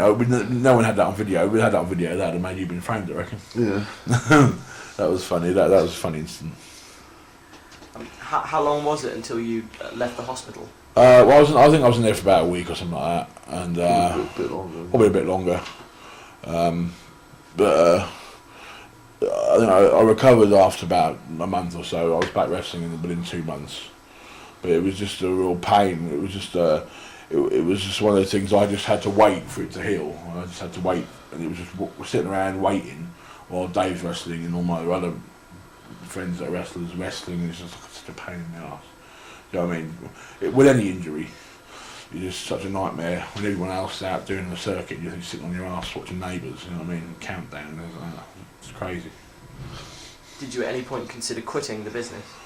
At that point, I didn't know because at that point I'd already left my band, and I left the band to wrestle full time. So that wrestling was what I don't think we ever saw it at that time as anything. No, I was just determined to do more. You know, I just wanted to get better and and do it. You know. Did you know that you'd return to wrestling as soon as you left? Yeah. I just wanted to get back as soon as I could. You knew it wasn't like a career-threatening injury. No, I basically said to the doctors, "Can I wrestle again?" And they said, "Yeah, you just got to. It'll take time to heal." But we were unfortunately, it's like it's a recurring thing, isn't it? It's a recurring thing. I just have to just be aware of it. You know what I mean? And just look after it. But it's like having a, what can I compare it to? You know, it's just like having a deformed toe or something, or having webbed feet. You know it's there, but you just got to be aware of it. But that was I wouldn't be saying that.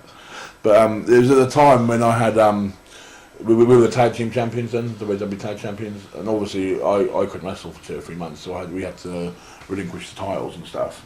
It was around that time, and when we made a decision to, because Ricky and I, he would have let us keep them, but we said to him, well, best because we weren't sure how long it would be before you'd be back. When it was at that point when the tribute scene was in full swing and everything, so you know what I mean. So we just said it, and no one was really using the Pitbulls that much anyway at that point, so it didn't really make a lot of difference. Because the first sort of run of the Pitbulls that year no one really paid much attention at that time. No, it was like tag team wrestling's dead. No one really. Everywhere we went, we were never really used as. We'd turn up wanting to do the Pitbulls, but we'd always be in singles anyway. So at that time, it was getting a bit disillusioned really about the tag. Yeah. Not about wrestling, but about the tag scene. Because there was like no one really, was there? No. Then we relinquished the belts around Christmas time, wasn't it? Yeah. We just said to Ricky, like, look, best we'll vacate them, get new champions, and then when Mike's better, we'll wrestle for them again. So you continued to wrestle in singles matches and tag with others during this time? Yep. I had a notable one. Me and Spinner McKenzie wrestled the Bushwhackers, which was quite fun. The Bushwhackers are really good guys, but they're like, the match is like for really how simple the match looks. It was so complicated actually trying to work it out. It was just like, and they argue like a couple of old women. The so Bushwhackers. We argue as well. Yeah, but you know what the Bushwhackers are like. Yeah. And that's really weird. And he actually walks. Don't know if you know. His feet don't work properly. No, they all sort of hobble around. Their feet are all like buggered up. The Bushwhackers. Yeah, because they used to do Australian rules football, and they're all like. And all their feet like turned inwards, and it's really weird. And their boots, especially, made like they say, it looks like they walk normal. Yeah. They're cool That's guys, quite though. freaky. But yeah, they're alright. We give me the bushwhackers. That's ditch the UK Pitbulls, become the UK bushwhackers, do we? No. No. Fat Man does that, don't he? Moving on to sort of around February of 2001, could you tell us a little bit about your sort of return to wrestling, your training and your first match? Yeah, we sort of come back. I think my first matches were again against Dave doing Vader, which was a drag for us, wasn't it really? Yeah. But we just done it, and we just pop with it because we just wanted to wrestle, you know. That was just before Fight There, wasn't it? Yeah, that was leading up to Fight There, and the when we'd done the big breakfast thing, that was quite funny. Yeah. We were on the big breakfast, and they wanted us to meet and beat up their weatherman. And just before they were, as Ricky's doing the spiel, they wanted us to do like a little mini rumble in the background, so you could see the ring and some like, action in the ring. So I can't remember who it was now. Someone came in and they smashed me right in the nose. It was actually one of the girls. I think it was one of the female wrestlers that come in and caught me right in the nose, and my nose just exploded. And big breakfast, anyone remembers it. It used to go out live. So basically, we do the thing in the ring, quick interview with Rick, and it cuts straight back to the ring where I'm ready to beat up the weatherman. But it cuts to me, and my nose is just bleeding everywhere, and I'm like trying to no sell it and trying to get rid of the blood. So we were told there was like no yeah, blood. you couldn't swear, no blood, no violence because it's like 7:30 in the morning. So that was a bit bizarre, wasn't it? I remember but that was fun. It was really good fun. We got to meet Chris Eubank and a few other people, and but all I remember was just bleeding everywhere. It must have looked quite bizarre on the telly, but it was fun. On April 15th, there was the CWA show. Oh God, yeah. Featuring you faced off against the coal miners. Yeah, that was a big. That was billed as a really big show, and they actually had on paper it was. On paper, yeah, they had John Zandig and wife Peter from CCW come over, and I remember the guy booking us for the show because at that point we still had to go through Ricky Knight for our bookings, and which wasn't a problem. But remember, Rick and I as Kid we were booked on the show. We were booked on the show. We were told it was going to be this massive, big, huge show in Birmingham featuring Zandig. It was going to be this massive. Doug Williams was on it. Scott Parker, all like the major guys at the time, and we turned up to this venue. Bearing in mind we'd already wrestled that afternoon in Blackpool, a holiday camp, and we come straight from Blackpool to Birmingham. We turned up at this little. People might know.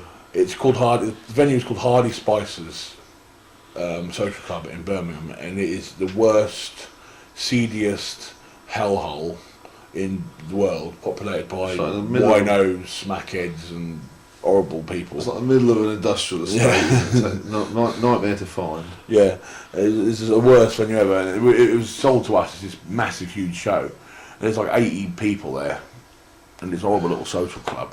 But we wrestled the coal miners. It was the first time we wrestled the coal miners, and it was another one of our favourite matches. It was really good, and but it was just the show was just so poorly run. It was just really. We were asked to do a run-in at the end, weren't we, with Zandig? Yeah. Zandig against Poison. We were asked to come in, basically beat up Zandig. Wife beater says to us, "I'm going to come in when you hear me coming. You know I'm coming. You'll get out of the ring." We said, "Well, how will you know?" He said, "Well, you'll know." Well, we're in the ring beating up Zandig, and all we hear this, this crazy fucker comes in with a petrol strimmer. What's going on? We're like, well, we're not sticking around for this at all. He proceeds to use this petrol strimmer thing on Zandig. On Zandig, throws it in the crowd, throws it out. Where all the kids are sitting. We're like, what's going on, man? You know, still going off. But my wife beater was actually quite a cool guy, wasn't he? He was quite a nice guy, but it was a bit of a crazy show. I mean, I don't think the UK was quite ready for that sort of thing at the time because you had. I don't think we'll ever really work for CZW. No, I don't think it made a good impression with him, but it was just like no one had done any. It was like everyone was using every match was a hardcore match. Everyone was like using light tubes and barbed wire. Everyone was thumbtacks. I think Mark Priest wrapped himself in barbed wire and attempted the moonsault. Yeah, well, he sort of fell off the top rope. Yeah. Barbed wire, and he called it moonsault anyway. But that was sort of the first time that sort of thing had been done over here, and I don't think it really took off. Because we actually decided to, they really wanted us to do hardcore, but we said, well, what's the point of doing hardcore? Everyone else is doing hardcore, so we just did a normal tag match, and it went down really That was well. quite a mad show. That was memorable anyway. All I remember was me, Dave, Ricky Knight sitting there in the backstage. Well, we could call it backstage. Ricky's like, There's never ever. Cracks in the wall, there's like Yeah. water dripping from the ceiling, and it was like, Where where have you brought me, lads? It's like, never ever get booked me out again. But I think we wrestled a couple of times afterwards at the same venue, and it's a horrible little venue, and I never will ever wrestle there again, ever. No one ever draws there, ever.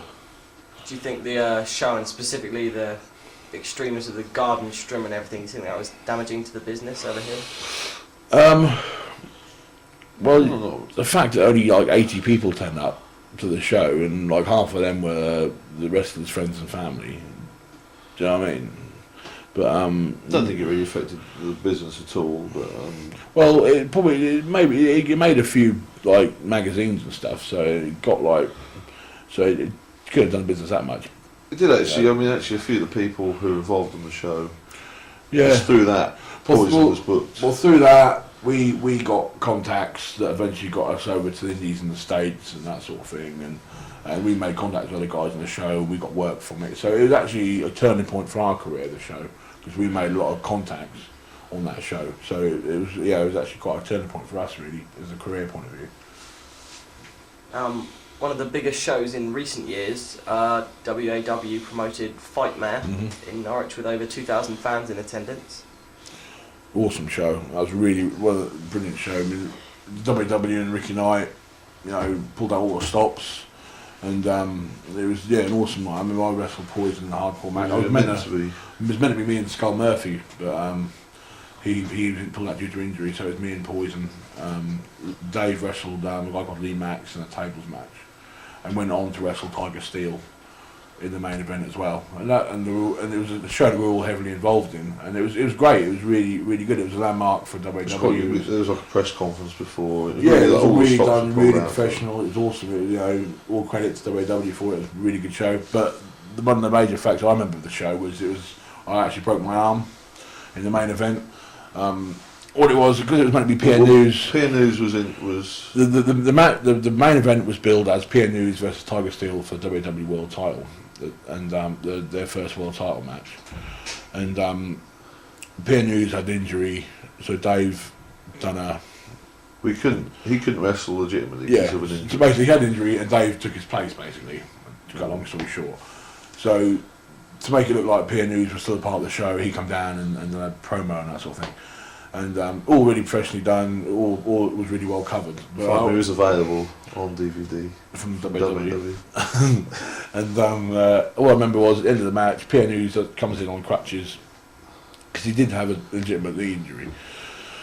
And all I remember, he'd done a run in the end because it was like a match. Dave against Tiger Steel. I was playing the manager bit outside, doing all the interfering and that sort of thing. PN News comes in, spins me round, hits me with a crutch. Bam! Me, stupidly enough, probably my fault anyway, do that, which is something you shouldn't really do. You should take it right in the face. But I done that, cross the arm, hits me there, and just shatters my arm. Completely shatters it, and that put me out for a few months. That was quite nasty. You can still feel the. Well, you the can bone. still you had a brace. I actually still wrestled with a broken arm. I took a month off, and wrestled back with a really still. good company called Proline Support to actually sponsor us. This is Supplied really bad. a really good arm brace. Yeah, they got an arm brace made up and wrestled like that for a few months. But that was quite frightening. Pitbulls plugging DVD. Yeah, but that was quite frightening actually. When you actually break a bone in the ring, I mean, you can on the thing is, DVD. If you watch it at the end, you can hear it I snap. hate as to well. think that if you hadn't put your hands up, you'd No, have yeah. got smashed in the face. Probably would have got but it doesn't matter because I'm not very pretty anyway. Though. Probably would have made you look better. Sorry. That was really out of order. That man. I stopped the interview. That's okay. My brother's upset me. We'll come back. We'll give you some time. In early July, there was a big split with WAW over, if you Well, yeah, well, it's no secret, you know. But, at the time, it was all over the internet. So you know, basically, what it was, we really wanted to push the Pitbulls because they weren't. yeah, really it just tag come. I teams mean, at the- Ricky Knight, WWE, their family have been really good to us. They're really good friends of ours. Rick will say all the the time. same. And we're really close as friends and everything. All it was just conflict of interest within the business. We wanted to push the Pitbulls. Ricky Knight wanted us to be singles. Wanted us to be It all singles. came down to like doing the Vader. He Yeah. wanted me to keep doing the Vader, and I didn't want to do it basically. And it was just a big. There's also talk of like we were getting booked to go to the States. Well, we wanted. We were talking about to going people over about going over to the States, doing some indie stuff, and we were in the process of trying to sort all that out. And there was other things like, well, just general. Yeah, we I just wanted to do the just so we were getting emailed personally, but at the time Rick and I were still handling our bookings, so we were getting a lot of personal emails from other promoters wanting to book us. So we'd hand it to Rick. Yeah, so to book it. So basically, what happened? Rick and I said, well, if you're not willing to cooperate with us and do how I book you, how I want you to book you, then if you think you can handle your own careers, you do it. And it was we left them and that was it. We just didn't contact them for a few months. We wrestled for other people. We managed to get a few contacts with. We got a few other contacts with other. We wrestled for the started smaller working for, like, companies. Brawl. Yeah, we worked for the smaller companies like Brawl, K-Star, SCW, you know, a few of those sort of. UC, I think they're called PWA at the time. Yeah, UCW, a few of the smaller companies, which kept us in work, which was great. You know, then a couple of months after we were working, we phoned up Rick again and just, you know, said what was Just it did to be said. October. Yeah. October outrage. Yeah, we just phoned We up. were getting just fed up. Cause at the time there was a lot of rumours going around on the internet, everything. We were just getting fed up with all the like rumours that were going around that were untrue. So we just sort of phoned Rick up and said, look, we haven't got a problem. And he said, well, I haven't got a problem, it's just like a business thing. And basically just went back with them, but with the understanding that we'd sort of handle our own bookings. So we're probably a better relationship. The thing is with WWE, they trained us up, brought us into the business, and you know, and we do owe them a lot, you know, and we that'd still be the main company we work for because that's how it is, you know. But I think it was a turning point in our career though, the split, because it basically we then had to handle our own bookings, we then had to handle our own careers, so it was something that I think is something that needed to happen. Do you know what I mean, to be brutally honest, but it was good and it all worked out in the end and it's great, and we still work for WWE and we still love working for WWE, and you know, I hope they like booking us, but probably don't. On November the 2nd you won the PWA, which as you say now UCW tag titles versus Checkmate and Tokyo Joe. Yeah, Tokyo Joe's a deaf guy. It was quite hard to work, but that was quite fun. He ain't going to hear what we're talking about him anyways. He said, we say what we want about him, but he's not going to hear it. But yeah, that was fun. Sort of our first. That was our first. That was our second, basically our second title, wasn't Our first title from the splitting. Yeah, that was good. They're funny old people down in Trowbridge though. They've got like beady eyes and big ears. But yeah, that was good fun. Earlier you mentioned a little about getting some work in America, and you toured the US. Yeah, and this is quite a long story really. A guy who wrestled over here for a bit moved over to America because he Poison. I wasn't going to mention his name. I mentioned it earlier. Oh yeah, well, alright, this guy called Poison moved over to the I mentioned States. his real name, Martin something, but Yeah, basically, Martin Tobias is his real name, isn't it? yeah, I think so. Yeah. Basically, he went. He married a Yank over there or whatever, and he invited us to go over there. He said, "We can get ourselves over to the States. I'll make sure you're wrestling every day on really good money." But like, this is a good opportunity. I think it wasn't all. I think it wasn't totally. I think a lot of things was like he'd been promised as well. Yeah. I don't think it was entirely his fault, but we ended up going to the States. We got out there. We were basically promised work all the time, good money, somewhere to stay for like a month. Yeah, so we get ourselves out there, go out there, we arrive there, Turn up at Charlotte. turn up, we wait 4 hours to be picked up from the airport. Eventually we get picked up, taken to the guy's house. Right, mate, yeah, good to see you. Like, I've got nowhere for you to stay. Like, what? Like, okay, you're gonna have to get a motel for the night. No problem. Don't mind staying one night in a motel.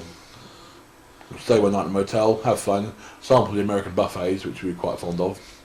Had a bit of fun. Next night, still nowhere for you to stay. Like, what the fuck's going on, man? You brought us out to the States, promised all this work. When's it happening and all this? Oh yeah, there's been a bit of a mix-up, blah, blah. Turns out there's no work for us. Go up to the States, there's nowhere for us to stay and there's no work for us out there. We're in the States. We're rapidly using up what money we had. What's going on? Basically. You're getting paid. So basically this guy screwed us over. Luckily we were hooked up with another wrestler, which this Poison did put us in touch with. You can't totally say like. Yes, we can. Well, I suppose he did totally screw us over. Yeah, but I'm not, the guy's a prick, basically. That's but anyway, down. Yeah, that's one guy we've upset. Anyway, He actually put us in contact. I'm training off now. Anyway, we got in touch with this guy called AC. He wrestles as Creeping Death, and we managed to stay with him. So we stayed with him, and he got us booked on all the shows he was booked on. So we actually did end up with quite a bit of work and somewhere to stay. So it all ended up really well. We ended up having a fantastic time. The company he worked for was AWF. You may have seen the Louis Theroux documentaries on the garbage. He done like a thing on WCW and like garbage wrestling. Well, the garbage promotion AWF was the promotion that we ended up working for, and we ended up going on really well. And things did turn out really well for us. So it was really a good thing. We ended up going over there and everything was sorted. And we ended up going out there, ended up 3 times in all, like a month at a time. So. Which is good, which is good for us, and it was good experience. But it started out gnarly, ended up good. Shows you won. Not bad. Yeah, we had a title over there as well. We won the hardcore titles out there, tag titles, which was good, which we've still got as we come back with the belts. Any memories of that match? Yeah, it was quite crazy. It was a 4-way match. It was, I remember half the people in it not being able to work properly. Yeah, but half the guys were like... Half of them were okay, half was... Yeah, half were okay, half couldn't work at all. But it was good. It was a fun match. We had good fun. It was in like a place called Little Milligan in Tennessee. It was about 8-hour drive, wasn't it? Right up in the mountains. Yeah, we were staying in Myrtle Beach, South Carolina, and it was like an 8-hour drive. And it was like the first entertainment they'd had in the town for like 50 years. There was like their families, inbred families, and their pet goats in the audience and things like that. But it was it was good fun. You returned to the UK on the 15th of December and had a match with Jake Roberts and Steve Quintain. Yeah, great. First time, was it our first? Our first time we wrestled Jake, and it was a place in Lowestoft. It was always packed. It was a big leisure centre, and I think they had like 1,000 people there that night. It was like it's come home. We'd got back the day before, straight had like a couple of hours sleep, straight to the show, and it was just an awesome show. We wrestled Jake the Snake and Steve Quintain, and the match was really really good, and we were really happy with everything, and that was a good one. I do remember the thing at the end though was seeing Jake naked in the shower. I wasn't going to mention that. I was actually the snake in the bag and stuff. Oh right, yeah. But that probably. I remember at the end, DDT laid out snake, right? But Jake can't open the bag because he's borrowed a snake or something. He's trying to open the bag, can't open the bag. I'm like, nothing. There you go. Any minute, snake's gonna come. I keep my eyes closed, and this big snake dropped on me. No snake. I'm looking. I sort of look around. There's Jake's trying to open the bag. In the end, I have to get a knife, cut open the bag, and I'm thinking. DDT is a really good move, but how long can you sell a DDT for? I'm lying there, and in the end, eventually they get the bag open after about 3 minutes, which seemed like about half an hour. I was in the shower. He's gone back by this point, and got the snake on me, which wasn't as bad as all that. But you used to have people's snakes on you, aren't you? But yeah, then we got to see Jake snake in the shower, which was horrible. Yeah, but it was a good opportunity. Again, it was a great opportunity to wrestle a legend. We've had some fantastic opportunities wrestle named guys, and it, you know, it was good. Obviously, it was a great opportunity to do that sort of thing. But it was good for us, yeah. Any memorable stories or ribs from this sort of time in your career? This was about the time of the brawl stuff, wasn't it? Yeah, there was quite a few silly instances. Naked Bulk is quite a memorable one. It was a match for brawl, and there's matches in the ring. And it was dying on its arse. It was all horrible. A couple of trainees wrestling each other, and it was dying on its arse. And someone had a mask, a wrestling mask backstage, and I'm messing around with it, putting it on. We're all getting changed. I'm sitting there in my underwear, putting it on. So because wouldn't that be funny if you ran out into the match? I'm like, yeah, I can't do that, man. The promoter would go nuts. They go, oh, the match is rotten. Someone's got to do something. So here we go. And so I put a thong on and this mask and ran out into the crowd, ran around the ring, done a little dance, ran back again. Everyone's like, there's about 50 people. did we just see that? You know, this big fat guy with a mask. I'm like, well, dude, it wasn't me. Promoter comes back. Oh, what was going on? Yeah, the promoter's like, what the fuck was going on, man? Brawl used to run by two guys. One of the guys running it hated it and had a massive go, and the other guy thought it was hilarious. So it was quite funny.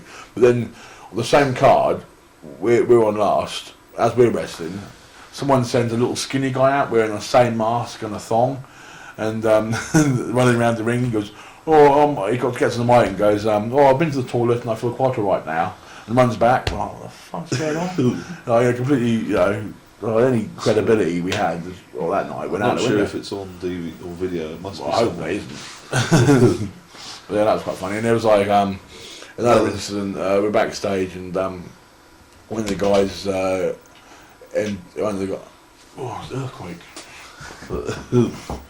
One of the guys, he wrestles as MTX.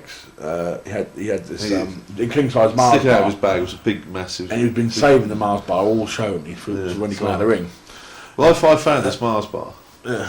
And I thought, no one else around, so I thought, bit of a chance for a bit of a joke on someone. So I got this Mars bar, put it on the floor and stamped it flat, right flat, so put it back in his bag. So I go up to Jem, MTX. I said, he'll know if he watches this, I'll now probably realise. I don't think he's ever known what really happened. I said, don't want to like be a grass or anything, but I saw one of the trainees was like in the changing room sneaking around your bag.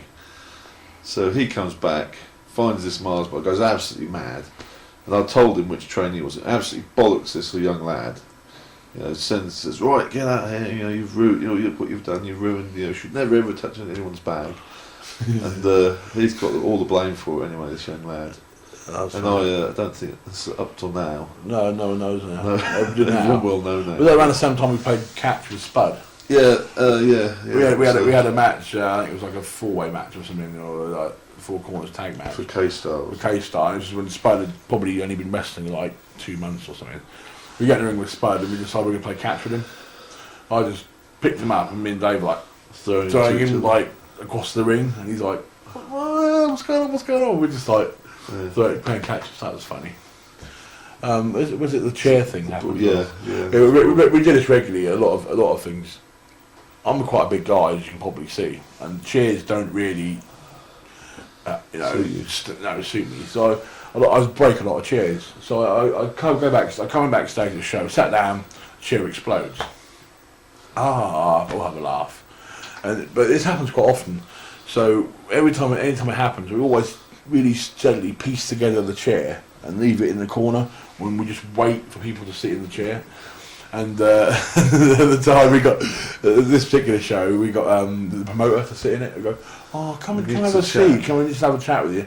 Comes in the dressing room's packed with guys, and we just get the promoter, and the chair just explodes, and the guy falls on his arse. And that was funny. He didn't find that funny. No, he didn't find that funny. We found it funny. Yeah. But that's quite a funny thing. Those sort of things happen all the time though. And we're always breaking things, always breaking beds and stuff. That's why I sleep on a waterbed. I don't really, but. Moving on now to 2002, in what you describe as your worst match ever, you took on Hot Stuff and Triple X. Yeah, well, no disrespect for Hot Stuff because he's a great worker, but when the show at Clacton, Jake the Snakehead on the show. The show's packed, and there's this guy called Triple X who's been training as long as us, and he's one of these guys. He knows he's not that good. So his heart's there. He'd do anything for business. He's a great guy, but he just hasn't got it as a wrestler. And it was just like nothing gel. We were terrible as well in the match. We were off as well. It's one of those nights where nothing gels with anyone. Nothing goes right. It was just completely hot stuff. Hot stuff didn't. Bit of a rib. He didn't want to tag in either. So Hot Stuff didn't really want to tag with this guy. So every time this guy goes to tag out, Hot Stuff turns his back to him and sells out to the crowd. That sort of So thing. we basically got to do the whole match with this guy who's not. But to be fair, we were pretty bad that night as well. We were off. It was pretty much the worst match. Yeah, it was probably quite a bad match. That was quite funny. To look Big back crowd on, as well, wasn't it? Yeah, but it was a really big crowd. That's the problem. That was a really bad thing. And if you have a bad match in front of 20 people, it's not that bad. If you have a bad match in front of like 700 people, it's bad. Around this sort of time, you also competed on the EWC shows promoted by Stevie Knight. Mhm. How did you find Stevie Knight and the? Yeah, well, that was the first time we'd met Steve, and we It was hit quite off. funny. He'd actually been accused of using us before, and it was someone else, wasn't it? Yeah, he took heat. Just back to the split with WAW. While we were away from them, Stephen actually got accused of like using us in some shows, which he didn't, and we'd never even met him before. But this is all sorted out now, and everything's all amicable. But at the time, a little bit of heat came up because he was accused of like almost poaching us and that, but he had nothing to do with it at the time, which was fairly interesting. Yeah, but those EWC shows was the first time we'd met Steve, and we hit it off straight away. We've always been good friends ever since, and they were good fun because that was the first time we really got to sort of meet the FWA guys. We'd met Alex. Well, actually, guys. we'll backtrack a little bit because we met Alex. Would it have been like 99, 98, 99, the first year. First come in contact with Alex, there was a big thing to do with Hammerlock. A lot of people left Hammerlock. And when they left there, a lot of the first matches were with WAW, and I actually had one of Alex's first matches outside of we've Hammerlock. got Mad Dog McPhee, Scott Parker, Yeah. Alex, few of the guys. Yeah. But like I say, going back to the EWC shows, it was the first time we'd got to sort of meet. I think it was Hayde Vanson's first tour, or first Yeah. that we sort of hung around with him. Alizar was there. We met Alizar and a few other guys. But they were cool. I think that would have been a couple of months after the Wrestle Express thing, wouldn't it? Yeah. We done that as well. That was everyone knows about Wrestle Express. I don't need to say anything about that. Anyway. That's for a different DVD. Also, around this sort of point, you re-injured your leg. Was this recurring? Yeah, it was just a recurring injury that I've got. That just put me out for another month or so. That was a pain in the arse. Those are things you just got to cope with, and you know what I mean. I think the thing is, every time it hasn't been so long because they knew how to treat it. But once they found out what medication I need to go on, and now it's all sorted. You know what I mean? But at the time it was still sort of touch and go with my leg. But now I was just injured. I was out for a few weeks. And around that day, just done a few tag matches, and he got bashed to step in for me and that sort of thing. Shortly after this, you were contacted by the FWA. Yeah, that was good. Well, the thing is, we'd always wanted to work for FWA. They always seemed to be the company that got a lot of interest and a lot of media attention. So we were quite pleased to work for them. And our first match was Walthamstow. It was like a tag team gauntlet thing. We ended up taking on the New Breed at the end of the gauntlet and winning the tag titles. I think it was like we weren't scheduled to be there. We was part of the thing. No, yeah, we come out as like a. Basically, at the end of the gauntlet, everyone was expecting, like, when the New Breed got the pin, they were meant to be like the last team. They did a big thing where we were like the surprise team. It worked really well. That was a really good idea. I loved it. It was great. We came out and won. That was the time that's why I boycott Power Slam magazine, because they reviewed that match. Oh, yeah, we totally snagged them. We'll never be in it anymore anyway. And I all remember they reviewed that match. They reviewed the whole match, and then at the end, all they mentioned was the Pitbulls waddled down and win the belts. For fuck's sake! They made some comment like Pitbull weighing like. For that reason, I'll never ever buy Power Slam. Well, maybe to use as toilet paper, but apart from that. So, Mo Chatra, whoever wants Power Slam, Finn Martin, you owe us one.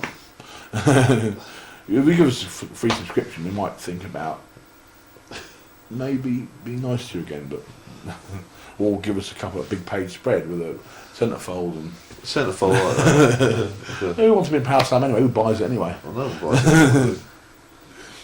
Did the FWA make you any promises when you came in? Yeah, they promised us girls and cars and a big mansion, but burgers. Nothing ever happened. Well, we actually, when we came, we had no idea we were actually going to. We had no idea we were going to win the titles. We were well stoked that they put us over for the belts. Like our first match in, they put quite a lot of faith in us to give us the belts, which was cool really. And the actual very next night, we won the Brawl titles. Yeah. So that was cool. That was when we were going through. That was when we started accumulating a lot of belts. I think we were one of the only wrestling tag teams to do that. You shortly after this, you also assembled the K-Star tag titles. Yeah. You won against Sal Americana and Barry Malone. Yeah.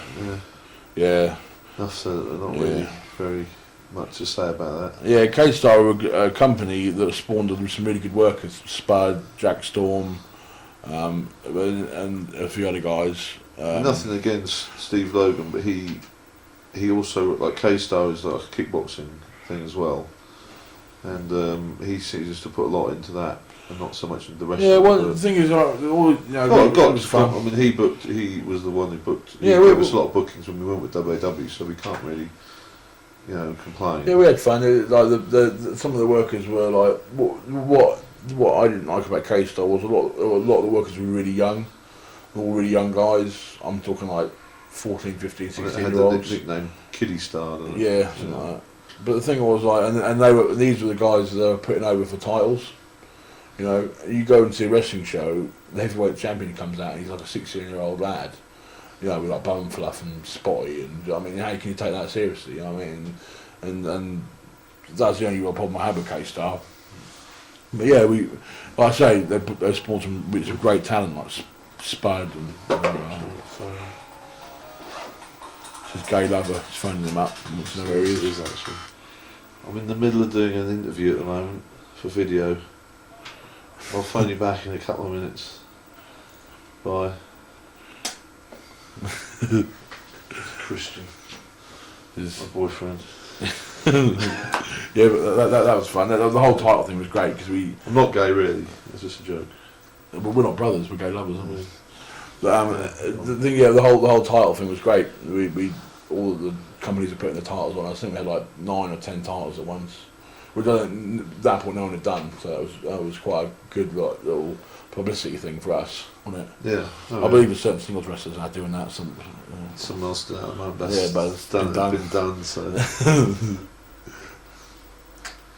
On the 20th of April at the Talk in Norwich, you competed in a 3-way versus Dark Angels, Bash, and George Castano. Yeah, that was a bit weird. I mean, the Dark Angels were a team that WWE trained up, great lads, done a lot of work with them, and that was and Bash and George Castano. Basically, a move went wrong. Bash stuck his thumb in my eye up to about there, and then he poked my eye out. And he went up for Hurricanrana as he goes up to put his hands on my shoulders. Bang! Straight in my eye, which he still admits to not doing, but obviously he did do it. He definitely did it. Well, my eyes are hanging out, and all I remember was at that point we'd done a lot of shows quite far away. We'd travelling a lot, and because it was in Norwich, and we joked, "Oh, no, it's a local show. We'll be in bed by 11." Well, I sat in casualty till like 5 in the morning, waiting to be seen, and that was a nightmare. But I had a really bad black eye for a few weeks, and I still wrestled, so it didn't really hamper the wrestling. In what could be seen as a strange situation, you were awarded the UWA tag titles. Yeah, we just became their tag champions. and then stripped of the titles.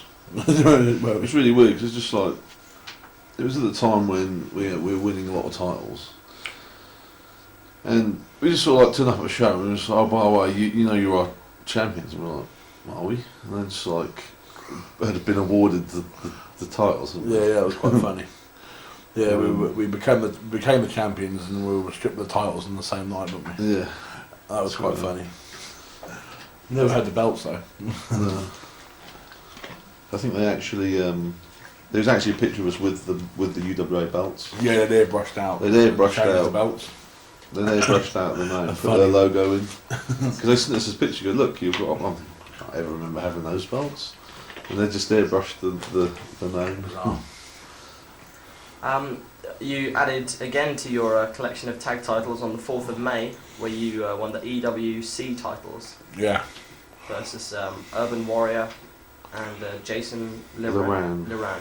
Yeah, I don't think Jason works anymore. No, it was not a particularly memorable. Well, it was memorable, but It was memorable, but I remember this a guy, Urban Warrior. I mean, he's a nice enough guy, but he was pretty green at the time. He come up to us and he goes, "I'll give you a power bomb today." He goes, "I'll give you a power bomb to me." I'm like, "Yeah, all right, okay, you can power bomb me. If you think you can power bomb me." I mean, the guy's like 18 stone, you know. because I'm stronger than I look, because we have to be.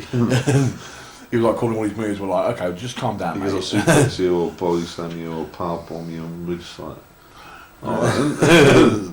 The match went well, actually, didn't it? yeah. But apparently, the master of the flange, apparently, Yeah, the Urban he's- Warrior. Yeah. In Norfolk, apparently, right, a flange is a moonsault. I don't know if this is true or not. But in Norfolk, we call a flange something entirely different. And I'll let you interpret what we call a flange. But that's what Part of anatomy. not male. So, yeah, and he calls himself, because he does a really terrible moonsault, and there's a joke they called him the master of the flange, and it has different meanings for us. Yeah, not but he is a nice guy, so we're not really slagging him off, are we? He's a nice guy. We're sometimes. just joking. He can be a nice guy. Well, he's not. Yeah. He's alright. Yeah, he's fine. Well, he's not running away from us. I had to put that in, I'm afraid. No, They had a little problem with him once, and he ran away and hid, because he had all camouflage stuff on. no one could No one find could find him. Hid in the car park, and no one could find him. Because he's like got camouflage. That's true, but we're all square with him now, so it's no problem.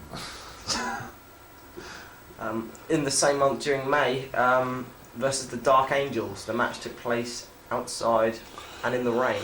Yeah, that was fun. It was outside a pub in Caister, in Norfolk, and basically, as the wrestling show started, there was like 5 or 6 matches on. It was started off sunny, and with each match, the weather got generally worse and worse.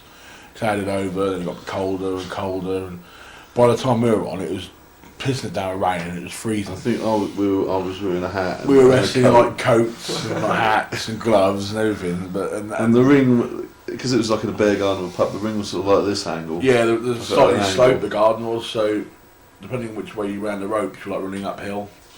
It was crazy, and I always remember we were just slipping everywhere because it was raining. Yeah. What I remember was just on the way home, just all my bones aching and my muscles were so That cold. was pretty much. The match was good, but for conditions, it was the worst match. Probably the worst conditions. It was quite memorable. It was memorable.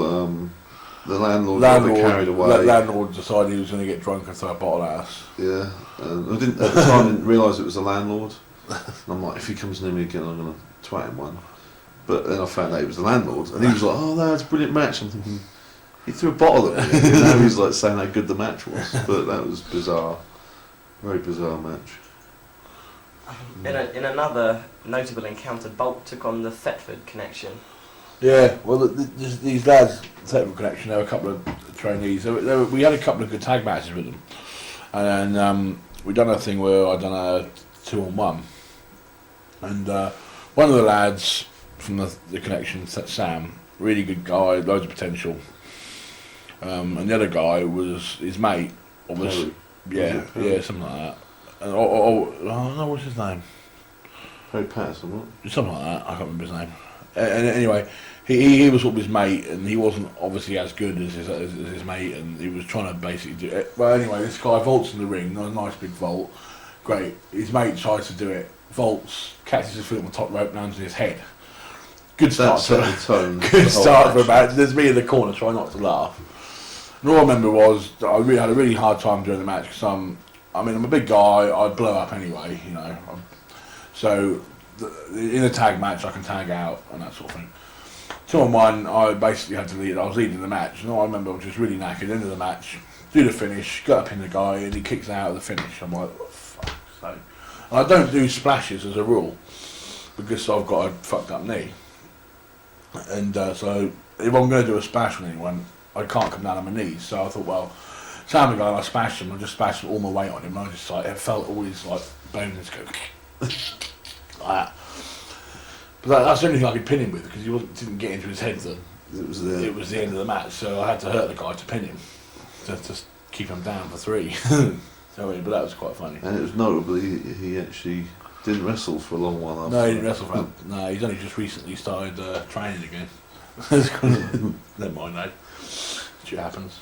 Not that we're the best fucking tag team in the world either. We make mistakes all the time. I'm not saying they're brilliant or nothing, you know what I mean? But it is, those sort of things do happen. Yeah. Shut up. You were in attendance at the ill-fated and infamous GWF show. Yeah. I'm sure everyone's heard about that with the ring not turning up and stuff. That was funny. We basically, I think we were the only ones that actually come out of it with some money. Yeah, we something was wrong. I had an injury. One of us had an injury. We couldn't wrestle, something or other. So the guy said, "Come up to the show. I want to book you on the next one," which obviously never happened. I want to book you on. Come up to the show, see how it's run, have a laugh. Yeah, we've got a fan convention in the day. If you guys want to come up and sell your gimmicks at the fan convention, you're welcome to. So we come up, had a stall, selling the gimmicks. We done fairly well. Got to meet Ian Freeman, had a bit of fun with him, and the guys from CZW, whatever they're called, Backstreet Boys, what they're called. Something like that, Backseat. Yeah, something like that. Backseat Girls. But we had a bit of fun with them, and we were just... Trent Reznor or something like that. Yeah, something like that. Anyway, we just had a laugh with them. But all I remember was, like, everyone's just waiting for this ring to turn up. And there's like, and the promoter's getting more and more like, oh, he's just a physical wreck, really, wasn't he?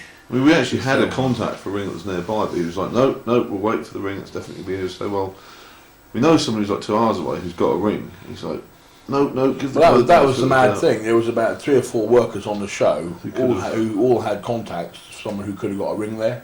But he was adamant that the ring was going to turn up. Because it was a 20-foot ring. And he promised, like, they build the show around like it's going to be one of the first shows. Well, he'd had a ring booked, but he wanted to look at a big shot and get a 20-foot ring, you know, to get himself over with the smart marks, I guess. So that's the only reason I can think of. And he was adamant it was going to turn up, but by the time when it was made clear it was nothing was going to materialise, it was too late to get anything there. So, but all I remember was looking at the curtain, and someone had put a toy ring in the middle of the hall, and that was funny. And we just went out. We just, I think the guys from TCW. Comedian there, wasn't there? Yeah, the guy from Phoenix Nights was there. And he did a bit of stand up. Jody and Johnny done a bit of a stupid thing on the stage.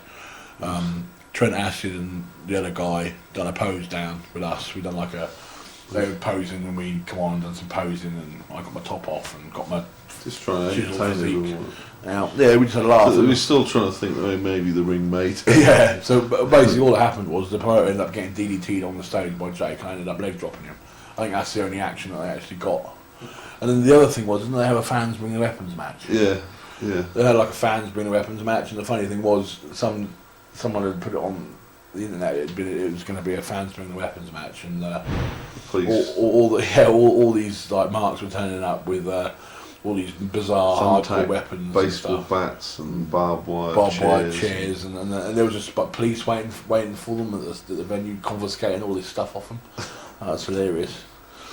Oh man, that was quite funny. After this, you got into promoting. Yeah. Yeah, well, we basically just like to run a few little local shows. Because WW are the main promoters in Norfolk. They run Norwich and other venues, but we live in a little seaside town. And it's like we just like to put on once or twice a year a little local show involving all our friends in the business. What we try and do is like we use WAW people, but we'll also use other people who have met. We'll try and put matches on that you wouldn't necessarily see. Like our first show, we had Bash against Hayde Ranson, and we had a couple. We had like we have people like Flatline that comes down and the Dominator. You wouldn't necessarily see down our way. Do you know what I mean? So it's not. We just like to run a local We always show. try and like raise some money for a local charity. Yeah. Oh, the first show we done. Like, the first show was for like a local play group that burnt down, and we raised money for them. We're nice guys. It's become a bit of a tradition. Like every show we do, we try and pick like a local cause, not for like something for like the big C. I mean, which is a good cause, but they've got their own funding, so we try and do like a little local thing. Like we've done stuff for like, local play group got burnt down, raised money for that. It's like a little local girl who had an illness. We raised money for her to get treatment. Things like that. My pizza fund, things like that. Yeah, beer fund Saturday night. But we try and But we really run like a small venue. It holds like 200 people at the most. So we're not. We have no aspirations of being a big shot promotion or anything. We just want to just run a small venue every 2 or 3 times a year. You know, so we can put on the matches that we'd like to see. Yeah, it gives us a chance. I mean, like in the past, we've got the Van Kunders over from Holland to wrestle them, and we've put on matches that we'd like to see ourselves that wouldn't probably happen anywhere else. On the 17th of May, your first show, you took on the coal miners. Once more. How did you find that? That was a good match. You That got was knocked quite out, good. But actually, the funny thing was, one of the coal miners, one of his sort of special moves, like the whisper in the wind, like a twisting moonsault thing, and we got big finish planned this, do this to the outside onto us. Well, the venue was like a high school hall, and they had in the ceiling was like a net that they put balloons in, and as he gets up, as he twists, he sort of catches himself on this net, and he goes off balance, and he's for some reason wearing like these big hobnail boots, wasn't he? Yeah. And it caught me right on the head, right on the back of the head, basically knocked me out completely, and I didn't have a clue where I was. And the last sort of 5 minutes of the match, I just didn't know what was happening, and I was just sort Just of like like, a normal match. yeah, not very much different. Apart from probably look better. And so like that was quite memorable. Well, not memorable because I don't remember a thing, but yeah, that. I told them all about it. Apparently, it was quite good. Did you find it a struggle both promoting and performing on the same show? Yeah, it's a right hassle. Um, I take my hat off to any promoter that wrestles as well, because it is a nightmare. But it's good. It's good fun. But in shows after that, we did some singles matches because we found it's easier because like while one of us is doing the singles match, the other one can still run the show, and then when you're doing a tag match, when you're doing that match, the rest of the show you have to just let that get on with it.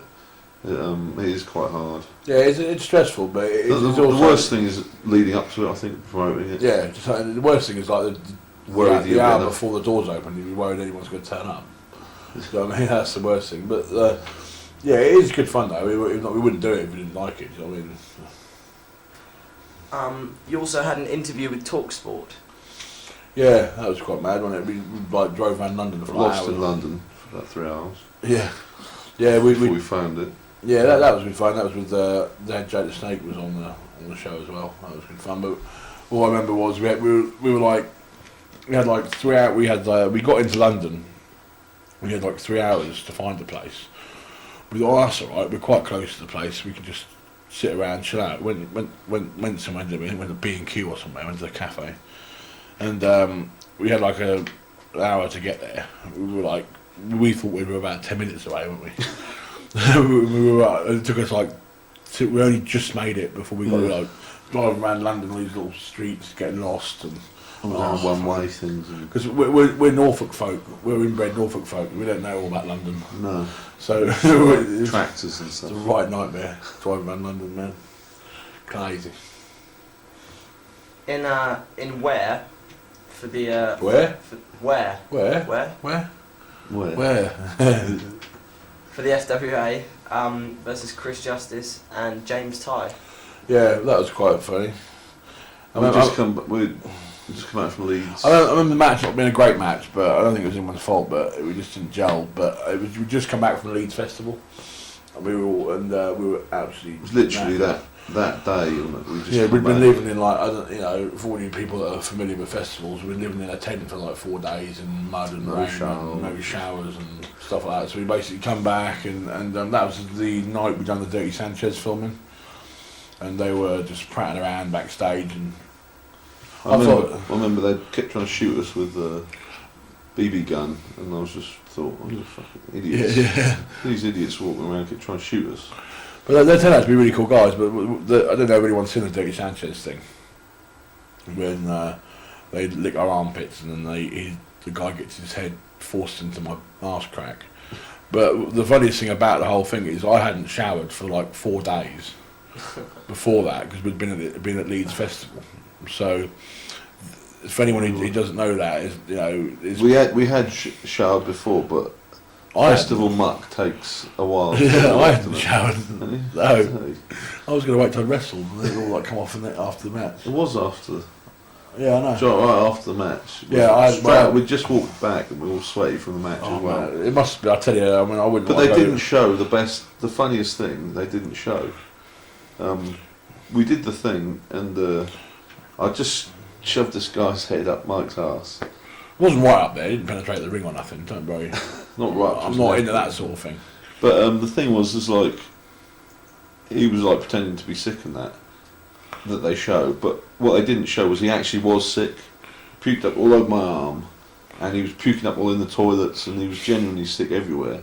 They didn't actually show that, and I really thought that was the funniest thing. Well, the thing was, I thought they were going to blur out all my everything, but you see it. I know anyone who's watching this video will probably seen the Dirty Sanchez. It's actually available on DVD. You can get, I mean, it's being shown everywhere, isn't it? Yeah. So it's actually now being shown in the States. Yeah, I thought they were going to like blur it and pixelate it all out, but they didn't, and then you see everything. So I don't know. Mum was proud of me. But we actually done some more filming for Dirty Sanchez. 2 or 3 weeks after that, we went down to the PlayStation skate park in London, down Notting Hill Gate. But that never actually made the programme. It only made little clips, didn't it? Yeah, we basically spent the whole day. They were coming off the vert ramps and the big half pipes, and we just clotheslining them and beating them up and leg dropping them on the skateboard ramps and daft stuff, just beating them up and hurting them. But they never actually, and they loved it. It looked really good, but they never actually. I think it made the. I think it was meant to be for the second series, but then they changed the format. Yeah, they never really made the final cut, but it'll probably turn up somewhere on a Dirty Sanchez Extras DVD in about a million years. When everyone's dead. They won't get any royalties, yeah, as usual. You lost your AIWF titles to the coal miners, and then regained them at another BAM show. Yeah. Memories of the matches? Yeah, they were quite good. We most of our matches have been good. Most matches with the coal miners are good. We always seem to gel with the coal miners. We had a couple of matches in the last year or so that haven't been great. The thing is, it's like when we were wrestling them, they were wrestling regularly as well. We had some really good matches. Unfortunately, in the last year or a couple of years, they haven't had many matches, and they haven't been so good. But I think they've got potential to be really good if they wrestle more. Yeah, they're a team that we had crazy matches. The thing is, that's a team. If they got a decent gimmick and were on the circuit regularly, they'd be fantastic. They'd be awesome. But the thing is, they insist on doing this stupid bloody coal mine. If you're going to call yourself a coal miner, at least wrestle like a coal miner. They wrestle in like. We actually bought them some hard hats and lights, which they wrestled with for a little while until they. Yeah, but I do love the guy.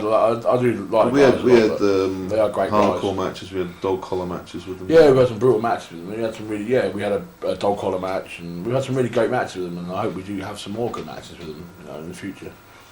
But they're, like I say, they're guys that need to sort the gimmick out and sort the wrestling gear out. So, I mean. In October, the FWA promoted the first British Uprising show in the York Hall. What were your thoughts? That was cool. We were really pleased and happy to be involved in it. But I think the thing was like about 2 weeks before we were told, like leading up to it, we were given like a brief outline of what they wanted, and we were actually, the plan was to do about a 20-minute match with the new breed.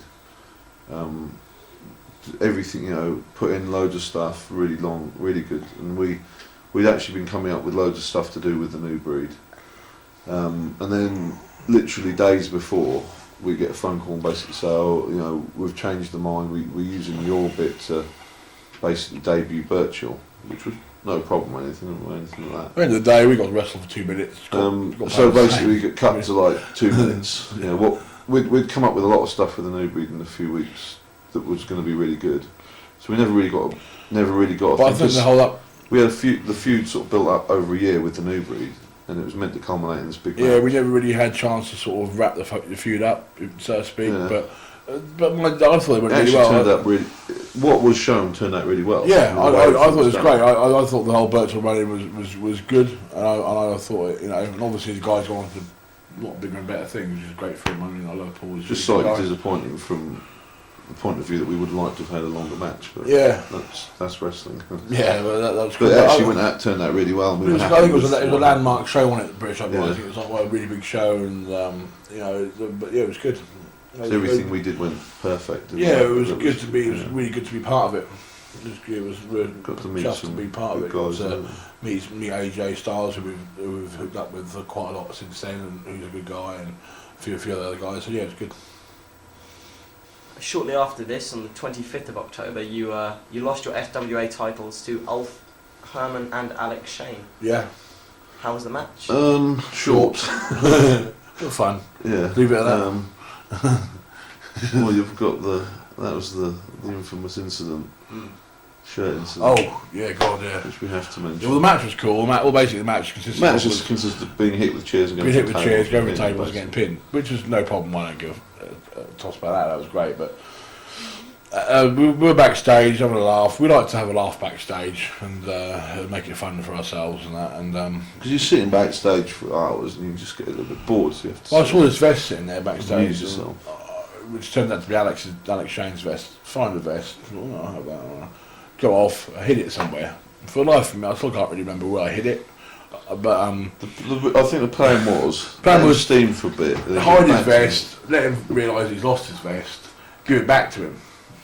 I hid his vest, and then I've just forgot about it. And next thing I know, he's looking for it, and I think eventually he had to borrow like a T-shirt from the. It was actually his proper ring gear. So he had to borrow like a T-shirt from the merchandise store to wrestle in, and apparently it was only up until the Carnage tour that I told Alex that I'd hidden his shirt. And he reckoned he'd been looking for it for like months and months afterwards. He blamed his ex-girlfriend and he blamed so-and-so, and he was really, I think he was a bit annoyed about it really, but I never actually told him until like a few months ago. But that was quite funny. And it's probably still there. It's probably still in Walthamstow, whatever it's called somewhere, so yeah, so that's quite funny. Sorry Alex, I owe you a fucking ring vest, mate, never mind. I've got plenty of ring vests you can borrow, I'm sure it wouldn't fit you, but... On the from the 1st to the 3rd of November, there was a mini tour with Jake Roberts. Yeah, that was fun. They had Beefcake, Hacksaw, and Honky all over for that. That was good fun. We got to do some serious drinking with Skull Murphy and the Flatliner, which was quite fun. Got to see Honky Tonk's legs. Yeah, chicken legs. He had this habit of wearing these sort of cut off 3/4 length trousers, did he? Yeah, flip flops. And flip flops. And his legs, his legs, we called them Bernard. Turkey legs. Yeah, we called them Bernard because Bernard Matthews make turkeys, so we were calling him Bernard. Well, they don't make them, mate. They don't make they turkeys, do. They make. They manufacture the end products. You don't make a turkey, do you? Turkeys make turkeys. I'm getting confused now. Yeah, they do. Yeah. Anyway, Bernard Matthews make turkeys out of twigs and minced beef. No, yeah, anyway, but Honky Tonk Man was like, well, that was just a really fun tour. We all had fun. And I remember, don't laugh at me. all I remember was we went to a hotel, didn't have a bar. The next hotel along, Should we really be saying this? Not really, but it won't matter. I'm not going to mention no names though. It won't matter now. We went to a hotel next door, which was near the hotel we were staying in. Told them that some of the rest, that one of the guys who was running the tour was booked on the hotel, and we basically ordered food, beer, for like... Not just us, like everyone. There's like Yeah. good And 15 restaurants. I don't know what happened. We left after an hour or so of it. Well, this was all put on this person's bill who wasn't actually staying at that hotel. No. And then we just went back to the other hotel. Yeah, I Left them don't to- know what happened with it, but I'm sure. I don't We know. just had a glass of water, so. Yeah. That was fun. There was a few other things happened on that tour which were quite fun. And I remember Beefcake complaining that he was on with Flatliner. yeah, because he couldn't cut his hair. That's funny. And also, I'll clear this up as well. Tony McMillan, one of the guys from Hammerlock, I think we upset him on that tour, but we didn't actually mean to. He was against Beefcake on the last day, and he wanted to be announced as one half Of the tag team. of the tag team Seek and Destroy. Fair enough. I turned around and go, no, you need to be announced as one half of the second best tag team in the UK, the first tag team being the UK Pitbulls, Seek and Destroy. So Meant to be like a bit just of for a joke. laugh backstage, and we all laughed. He thought it was funny. We get in the ring, bloody ring announcer goes, one half of the second best tag team according to the UK Pitbulls, Seek and Destroy. We're like, oh, fuck, no, man. So we'll just say this now, clear it up. Wasn't nothing to do with actually us. anything to The do with us. ring announcer was a muppet. We took everything too literally. Sorry, Tony, if we upset you. But that was, I did find it really funny though. Yeah. What else happened on that tour? We met Magic. We met Magic. Um, Yeah, he pulled a few rabbits out of top hats for us. And that. Yeah. What else happened? Mhm. It was. I can't quite. There was a lot. Oh, so much stuff that probably can't be told. No, there was a few things we can't actually say, but we had a good. Jim Duggan spent most of the night with us in our hotel room. Wouldn't leave till about 6 in the morning. no, all he wanted to do was tell the the story. All he story, wanted was to talk to someone. We were trying to get to sleep about 3 o'clock in the morning. He knocked on the hotel door and he couldn't sleep, so he like wakes us up and like sits in our room for like 3 hours telling us all these road stories and stuff. He's a and he And we're was just like, you've got to get like, some sleep. Jim, I need to go to sleep now. Just one more story. Like we really need to like 4 in the morning.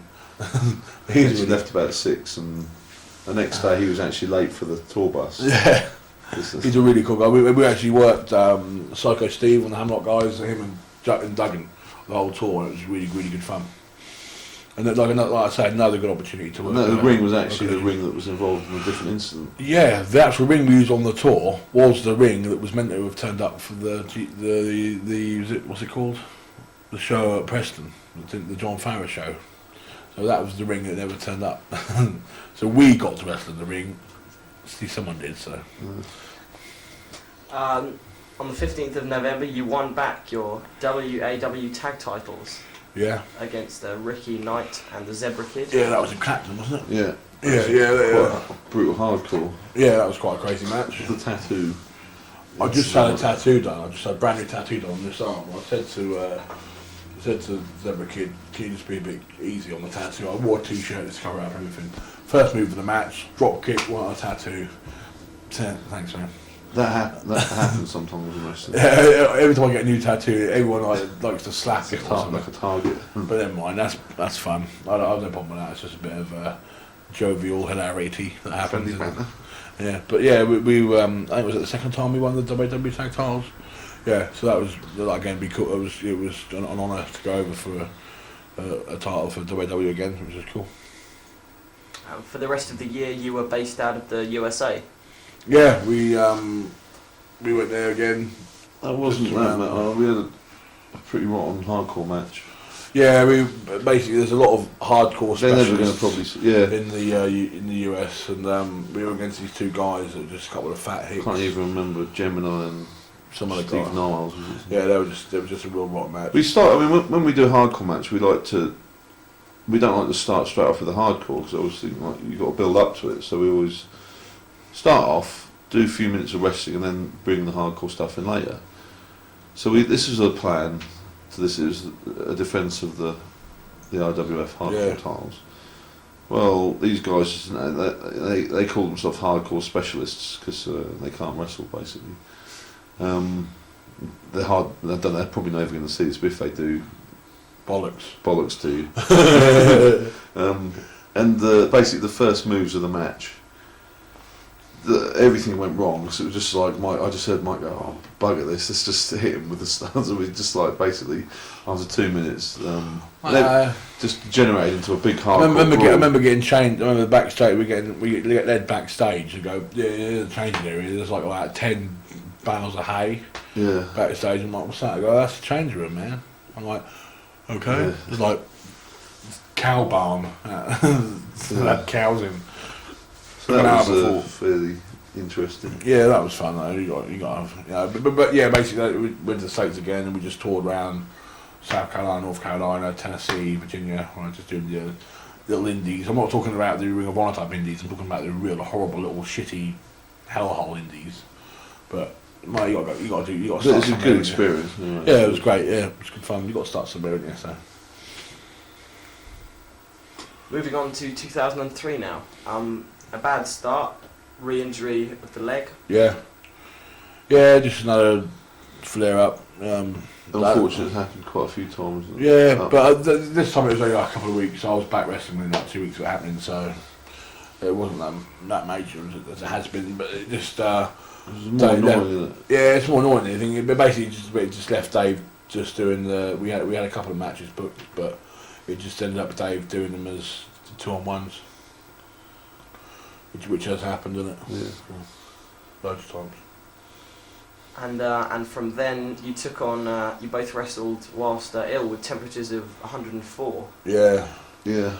It was actually one of our dream matches. We were against Flash Barker and Doug Williams, a WWE show, and Valentine's Day. And we'd done a couple of matches for Scott Conway leading up to it, which we'd got ill on, and we thought, we'll have 1 day of rest before the WWE show. We'll rest the whole day and just try and shake it off. But it just got worse and worse and worse throughout that day. And the next day it was even worse. But we thought, well, this is one of the matches we've been wanting to have for a long time. So we thought, well, we can't not do it. So we thought, well, hell, we'll do it. But we managed to put it off. We just dosed ourselves like with lemon sips and. I drank like 3 pints of Lemsip and Red Bulls and everything. Yeah, but it was actually really good. It was a good match.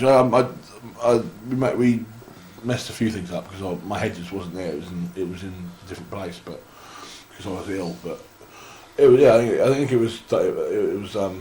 Yeah, we had fun, didn't we? But it was great working Doug and Flash. So it's like one of our, because wrestlers will tell you everyone's like dream matches they want to do.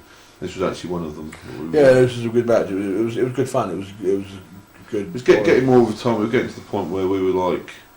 More getting things, not say getting our own way, but like if we asked, say, to Ricky Knight, what would be nice if we wrestled Doug and Flash, he'd try and make it happen.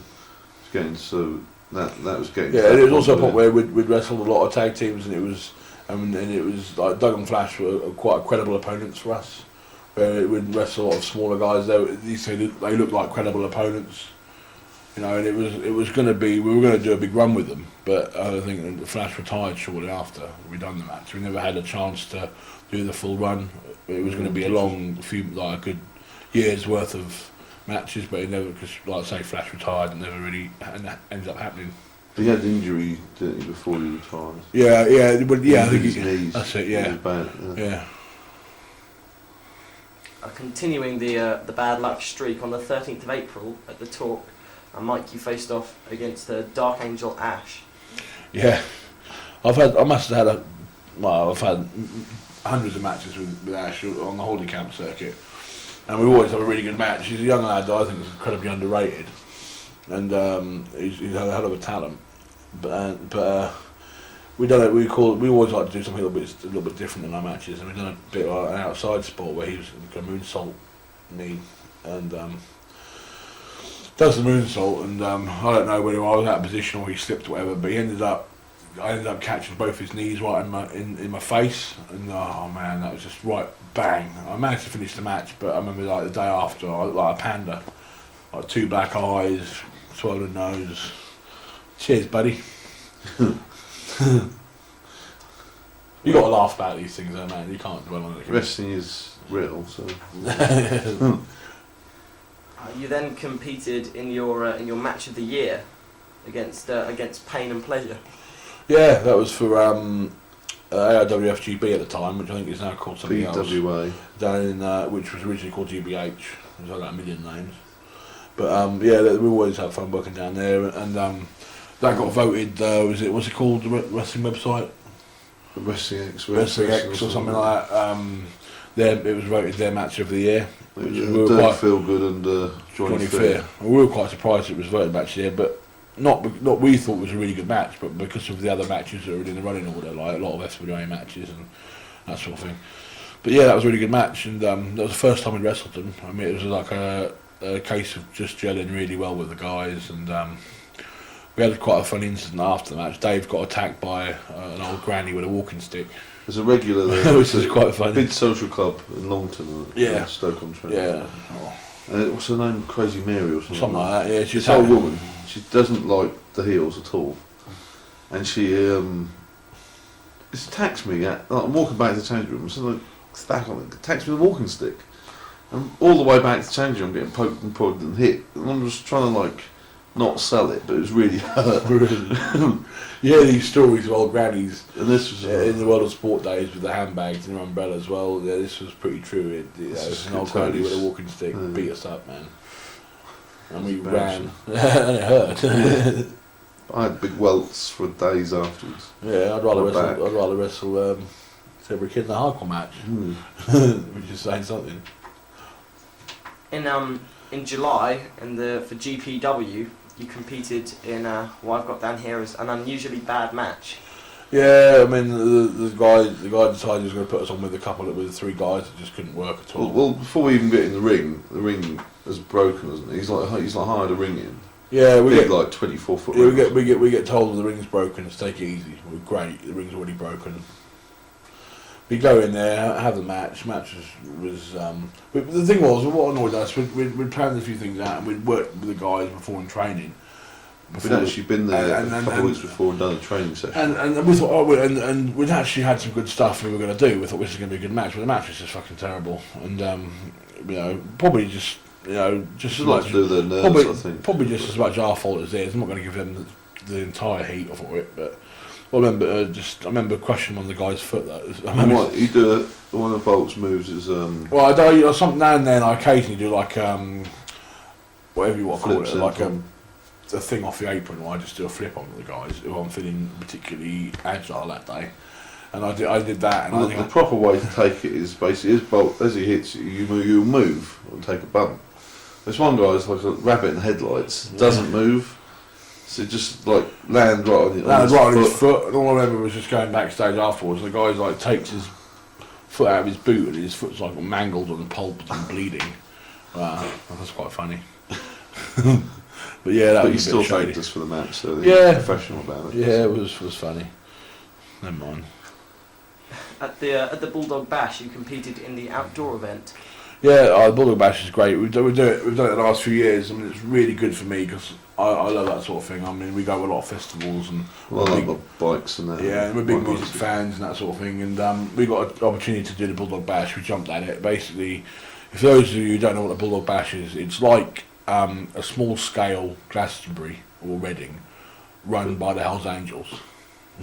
So it's basically bikes everywhere, bands that aren't that well known, but sort of quite. And cars aren't actually allowed on the site. Police aren't allowed on the site. There was no police. All run by the HA, and it's absolutely brilliant. If anyone gets a chance to go, you should go. It's great, and they have wrestling there, and we got the opportunity to wrestle on it the last 2 years in a row. It's been great, and basically what we do, we wrestle there outside. It's just basically it's a crowd of bikers. What? Basically. What? You said that about 20 times in the last minute. It's a word, isn't it? What should I say? You said, well, basically. Get on with it. I like it. It's got a nice ring to it. At the end of the day. It sounds like cake. At the end of the day. It's nice. Anyway, basically, you just.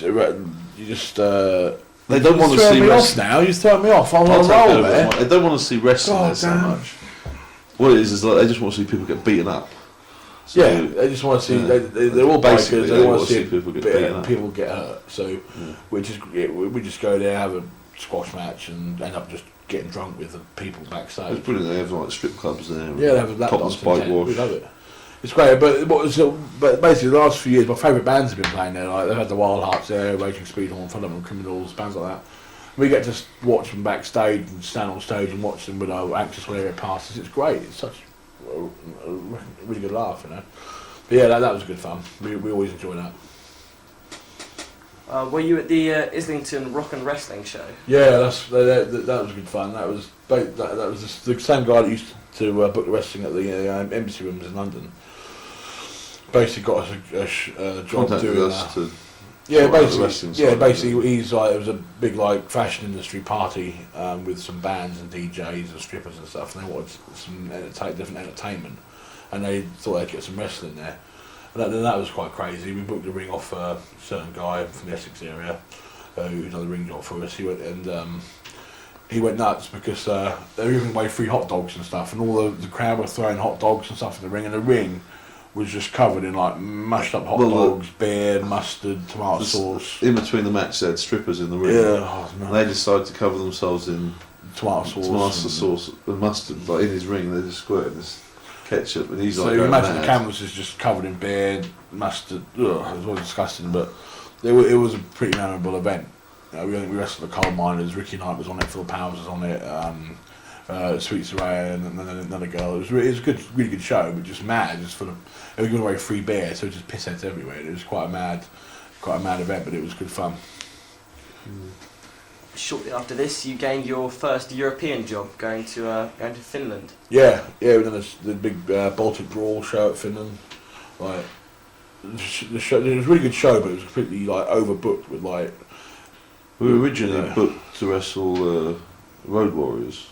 Yeah, we were. Yeah. About a month before, we've been in talks, and I was going to wrestle the Road Warriors there. Then they upped their fee because they just started with TNA or something like that. Yeah, something like that. Anyway, we ended up doing a show in Finland. And then they wanted me. Then they kept changing the booking so much up to the lead up, and they wanted me to do a single, and they're going to bring you in later and that, weren't they? But Yeah, then when we get there, it's just so overbooked. Yeah, they had like guys like Joe Douglas was on the show, Steve Carino, AJ Styles, Eating Skipper, Sonny Siaki, all these guys that, you know, just Kid Cash, Shark Boy. The only UK guys on the show was me, Dave, Johnny Storm, and the referee Steve Linsky, and we were the only UK boys on the show. It was the guy who just plowed so much money into it. It was like a 10,000 seat arena. He drew like 3,000 people. I think 1,000 of those were like complimentaries. Yeah.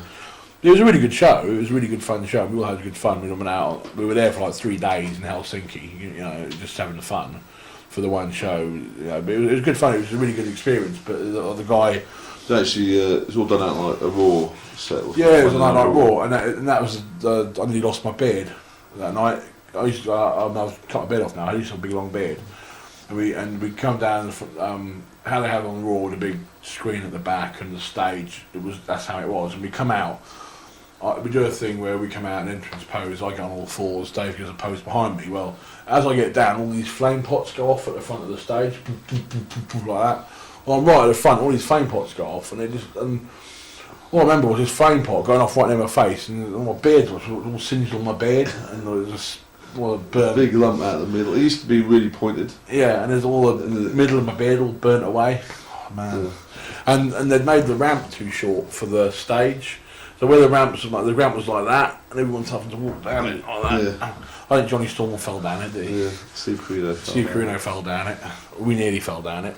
Getting up it was the main thing. I was like walking up bloody Mount Everest. But yeah, it was a good fun show. We were quite pleased to be part of it. But because actually that was the incident with there's a well documented incident. A guy used to work as Kiwi, Alan Funk, the guy when he smashed his face in. I don't know if anyone knows about that. That was the show that happened on.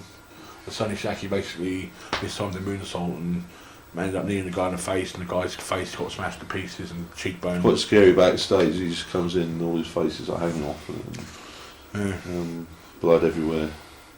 But the language barrier was quite, trying to get the ambulance in and that. Yeah, that was quite a mad moment.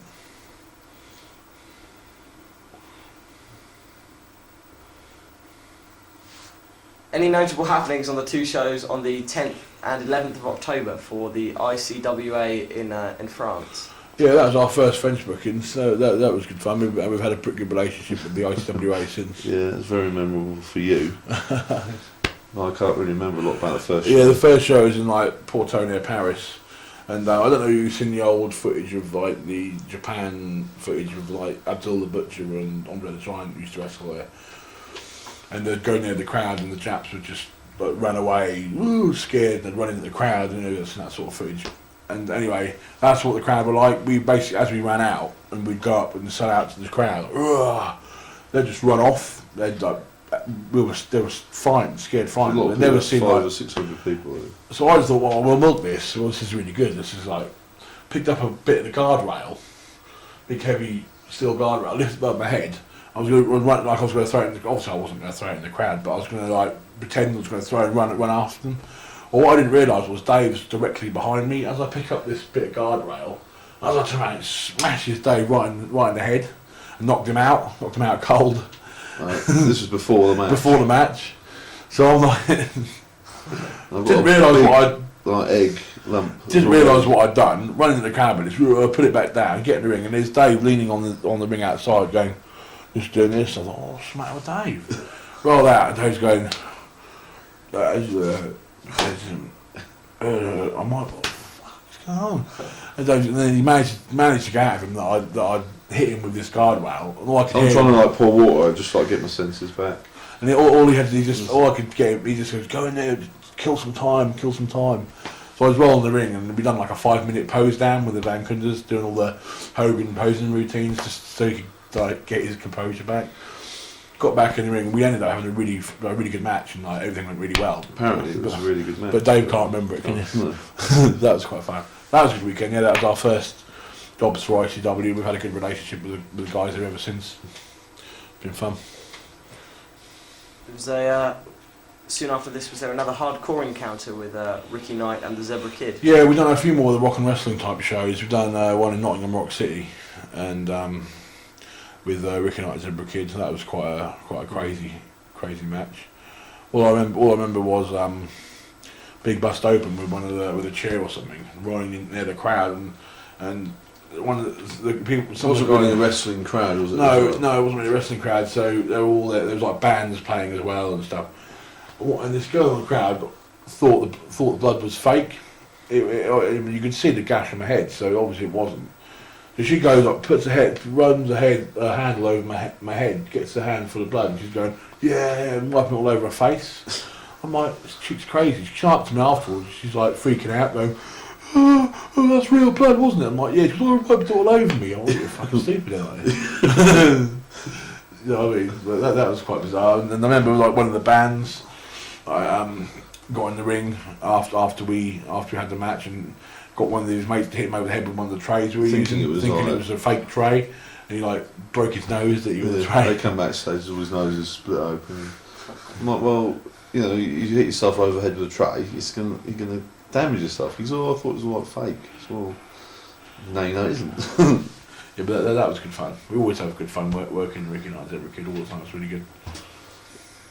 You mentioned a little about your work with Brawl earlier on. You were involved in the Brawl television tapings against the coal miners.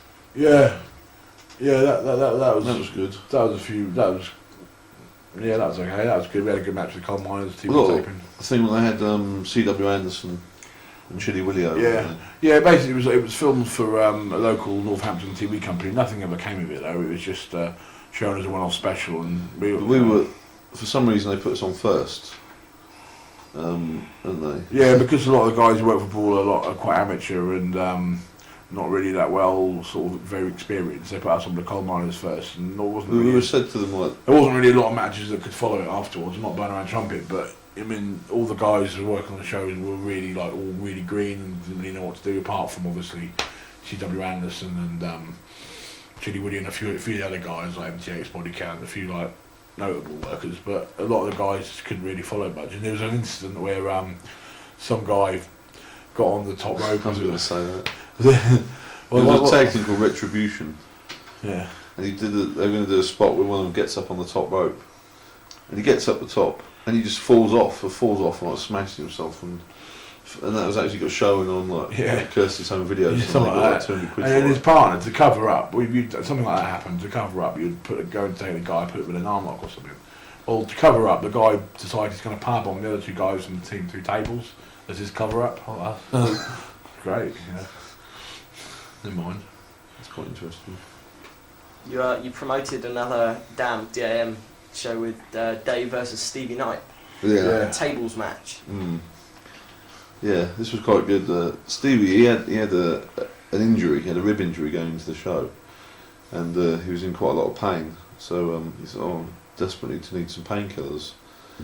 It's all right. So take one of these. They're quite strong. So just take one. So give him like a couple, one for then and one. Actually, I don't give him 3. So take one now. Take one like after the show, and there's one for like when you get home because it's going to probably hurt. So okay. So we do the match, do our match, and like what we've got set, we're going to do the table match and do like a Survivor Series afterwards. So we do the table, and the table is really rickety. Like it's really difficult to set this table up. So go for the finish, and the finish I'm like catching Steve off the top, and I'm like going to slam him through the table.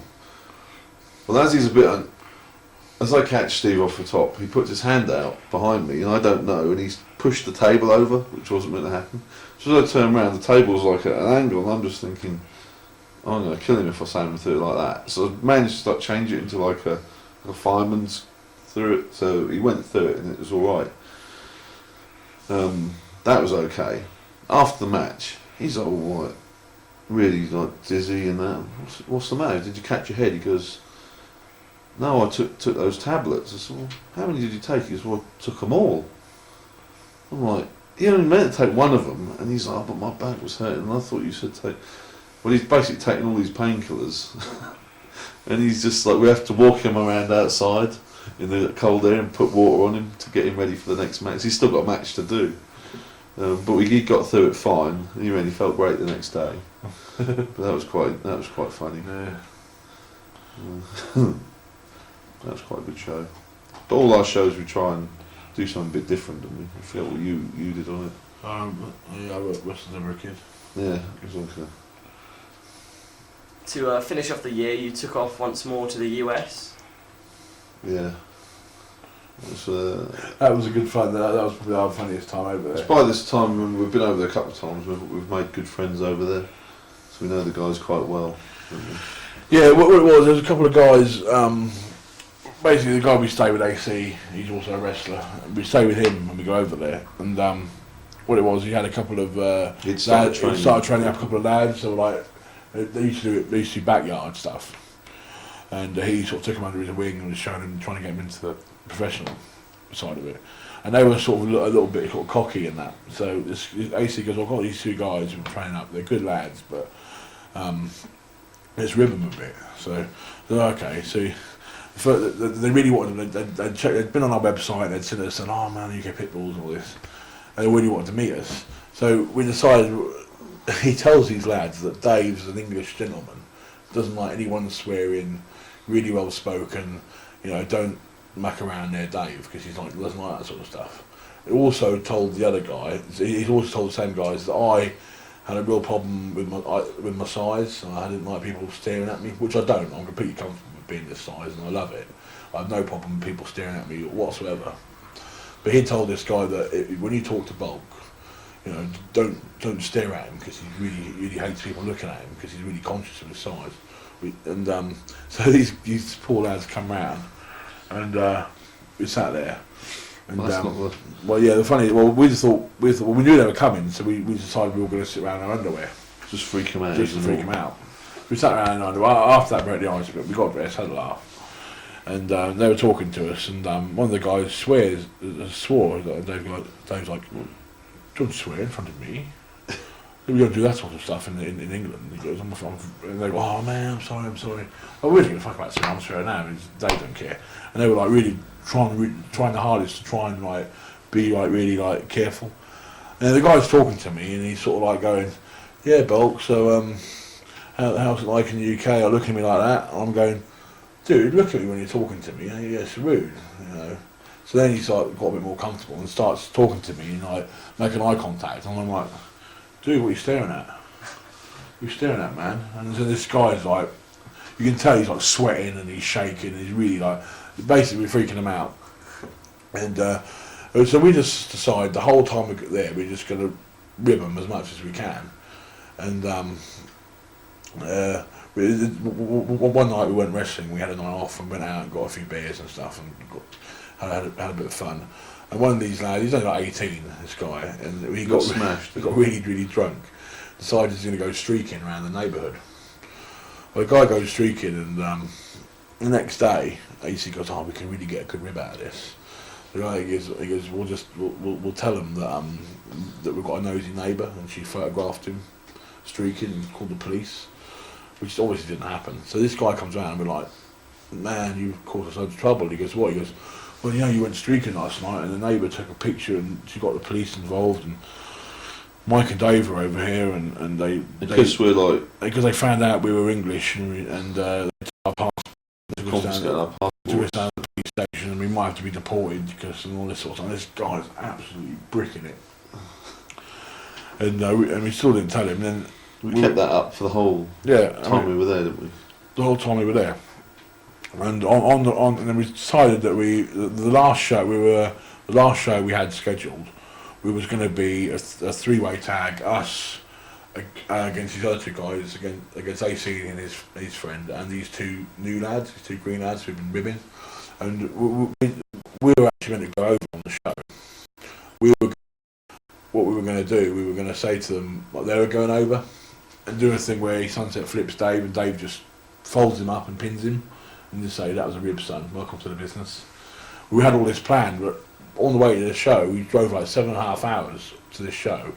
Half an hour away from the show, and the show got cancelled. You phoned up to and get the venue. Oh man, we were so pissed. This would have been a real good rib, and we had to tell these guys we were going to rib them, and we ended up telling them, and they were that annoyed that they were so gutted. But yeah, that would have been a real fun rib if that happened, wouldn't it?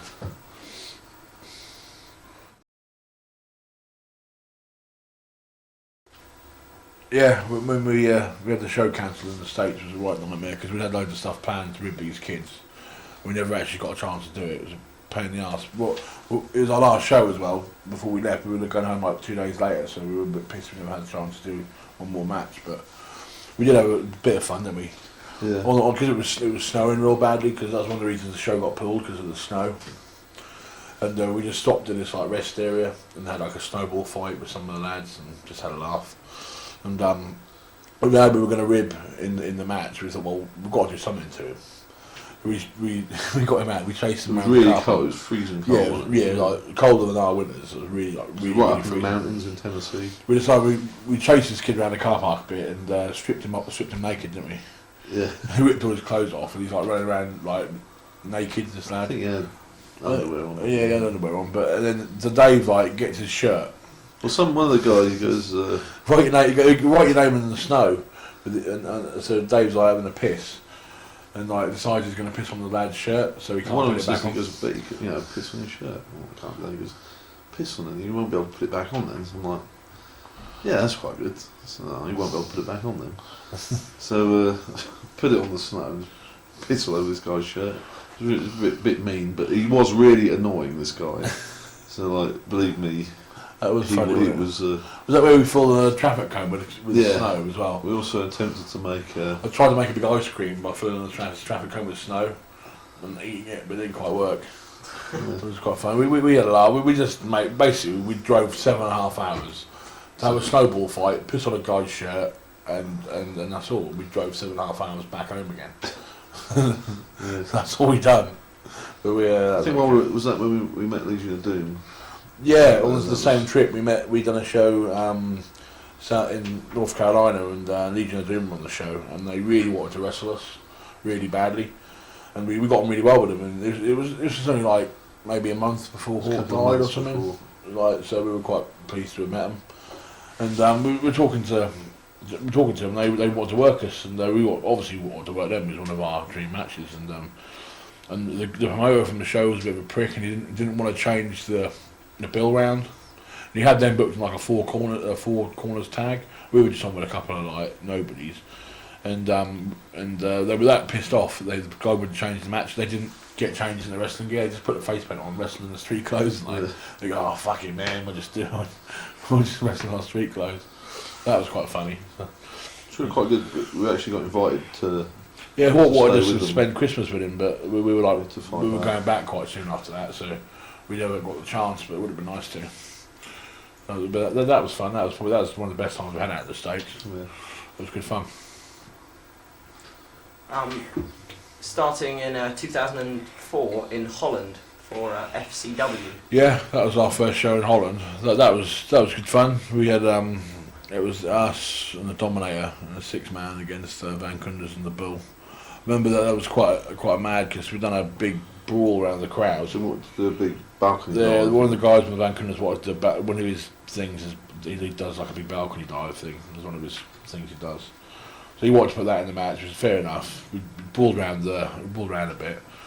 Next thing I know, we're brawling around and there's this huge almighty thud on the back of my head. And I'm turning around and there's this Dutch guy like trying to fight me. He threw like a bottle at the back of my head. I'm like, man, you know what I mean? What do you do? Someone throws a bottle at you, so I had to. He was taken care of. Put it that way. In the crowd. But it's knocked me for silly. I've knocked me sick. I woke up in the next Actually morning. made us quite famous over there, and we actually got quite a few more bookings because we were like, they billed it as like we really hated the crowd. Yeah, you got us over as villains, but that was. But half the crowd were like with us because they knew what had happened, and half were sort of against us because of it. That was quite It bizarre. worked really well. I saw her the next day. There was an expo for the ICWA Paris. Could you tell Yeah, us that was about quite bizarre. It was a show for ICWA. Basically, what it was like a big, like a big expo thing for like Sort of music industry. sound equipment and like staging and lighting and that sort of thing. And the guys who on one of the stalls were the people that do the lighting rigs around for boxing events and stuff. And they were like a ring sport to showcase their PA and lighting rig. And we wrestled on a trade stand. We wrestled Chris Bambi Killer and Michael Kovacs, Eric Schwartz and Patrick Schultz. Yeah, the guy Patrick Schultz, I think he was on. Eric Schwartz. Eric Schwartz was on SmackDown recently, and yeah, that was fun. It was just weird wrestling on a trade stand, you know. But that was quite fun. Yeah. Another tag title run. How many times? This was a beating from Kid Chaos and Dirk Feelgood in the AIWF-GB. Yeah. How many times have you actually won the belts? That was the AIWF-GB titles. That was our first time we won those ones. That was different to the other ones. Yeah, the AIWF Hardcore. Because what it was that the company in America, they wanted to get like affiliates in the UK. So what they did, they contacted a few, and I think Brawl was affiliated with them for a little bit, and then AIWF-GB. But they actually started using the name without the permission of the other ones. I think that's now where they've changed it to BWA. But it was actually a different title to the US title. It's sort of like the British versions of the title. It was good though. We always like working Dirk. He's always good fun. That was really good. Yeah, another good match. But it's another title under our belts. So. None of these belts. We always get all these belts, but none of them fit us. You'd think motors would get belts made up for us. Yeah, God I know damn we're it. going to win them. I don't think any of them ever fit us. The former ECW star Sabu competed in Salisbury with an incident involving a trolley. Yeah, well, there's a couple of incidents like that. There's the FU crew, another tag team, nearly ran him over on a shop mobility buggy, and that was the show after us. The show before, the day before, I was prattling around backstage, and one of the guys that drives us sometimes, EB. It was like a big trolley that you stack all the chairs on, and I decided I was going to sit on top of the chairs, and he was going to push me around, and we nearly ran over Sabu. I don't think he was that impressed. Nice guy though. Before the show, and you took him out before the show. Yeah, that was quite fun. But Sabu actually turned out to be all right. We always find something to prat around backstage with, but yeah, that was quite funny. in Wolfsburg, Austria, the president of the EWA. Yeah, that was good fun. We done a couple of days in Wolfsburg, and it's fantastic, really. Really good, awesome. Everything was paid for. Yeah, they said to the wrestlers that you could have free beer at the bar. Well, me and Dave took advantage of the free beer. The Warlord was on the show. Yeah, Warlord was on the show. Midian. Yeah. A few like the original, one of the guys that was the original Dudley. Yeah. He was that was just a crazy show, and I remember we were just getting drunk, and I decided I was going to down a beer, and in Austria and Germany they put big heads on the beer. One of your party tricks, isn't it? Yeah, just down in the beer. I remember just down this beer, and the president of like the Austrian or the German wrestling company, whatever. I just remember covering this old guy in beer. I think Dave was right, man. I'm never ever going to get booked ever again. I had to apologise to him. We've been a bit rowdy, but I think he laughed it off the next day. He liked us. It was all right. He didn't mind, but it was a bit of a. It wasn't. I was covered him and Bobby Brookside in beer. I covered Tony Sinclair. Yeah, I covered everyone in beer that night. Yeah. Had my day. Don't give me beer. It's just do give me beer, but make sure there's no sure you're out of the way. old school wrestling legends near me when it happens. Your company, Damn, promoted its first title show. Yeah, that was quite a big show for us. It was just like the same venue, but it was like we had it built as a night of champions. And we had Van Kunders over. We'd run a few shows, and we thought it was time we. Yeah, at the time we had a few titles. You know, you have titles. You can do more storylines and make it more interesting for the crowd when you have titles. It gives them something to follow. So we decided we're going to do a singles title, a tag title. But that was good. The Van Kunders. Yeah, the Van Kunders were part of it. New Breed, Essex Boys. Yeah, it was good. Which DVD is available to buy if you want to buy it. It's on our website. After this, you faced for the only time Paul Burchill. Yeah, that was actually the day after we done the Night of Champions show. We had the Van Kunders over and we got them some jobs to man promoters, and we done a show in Bognor Regis at Butlins for Brian Dixon. Actually, yeah, it's quite bizarre. It was us and a guy called Tagori, and against the Van Kunders and Burchill, and it's the first time. First and only time we've wrestled Paul, and we had good fun doing it, but we would like to have done it a few more times. But yeah, so that was one few marks. Not anything really notable happened. No, it was just a normal match, but it was just like I say, looks like Paul's going to be quite a name in the coming years, I imagine. So it was like probably the only time we got to wrestle him over here before we come to household name. Then Ross. How did you rate him? Yeah, it was good fun. Yeah, he was good to work with. We didn't do. I mean, we did a little bit. We didn't really do as much as we'd like to have done with him, but because the problem in the atmosphere of like a holiday camp, you're quite limited to the stuff you can do for the crowd. Because none of the crowd at holiday camps, the crowds aren't really wrestling fans. no. They're there because it's a free show, so you've got to put on more comedy elements, and more working the crowd more. When you got some prick in a red coat going fatty, or when you're trying to wrestle, it just doesn't. Or Mr. Blobby chance. Well, they're good fun. The holiday camps are good fun, and yeah, we would like to have done more with Paul, but I'm sure one day we will. Stevie Knight promoted his first show at the Vulcan Arena in Hull, and with over 1,000 tickets sold, his star attraction Jake the Snake Roberts hadn't showed up.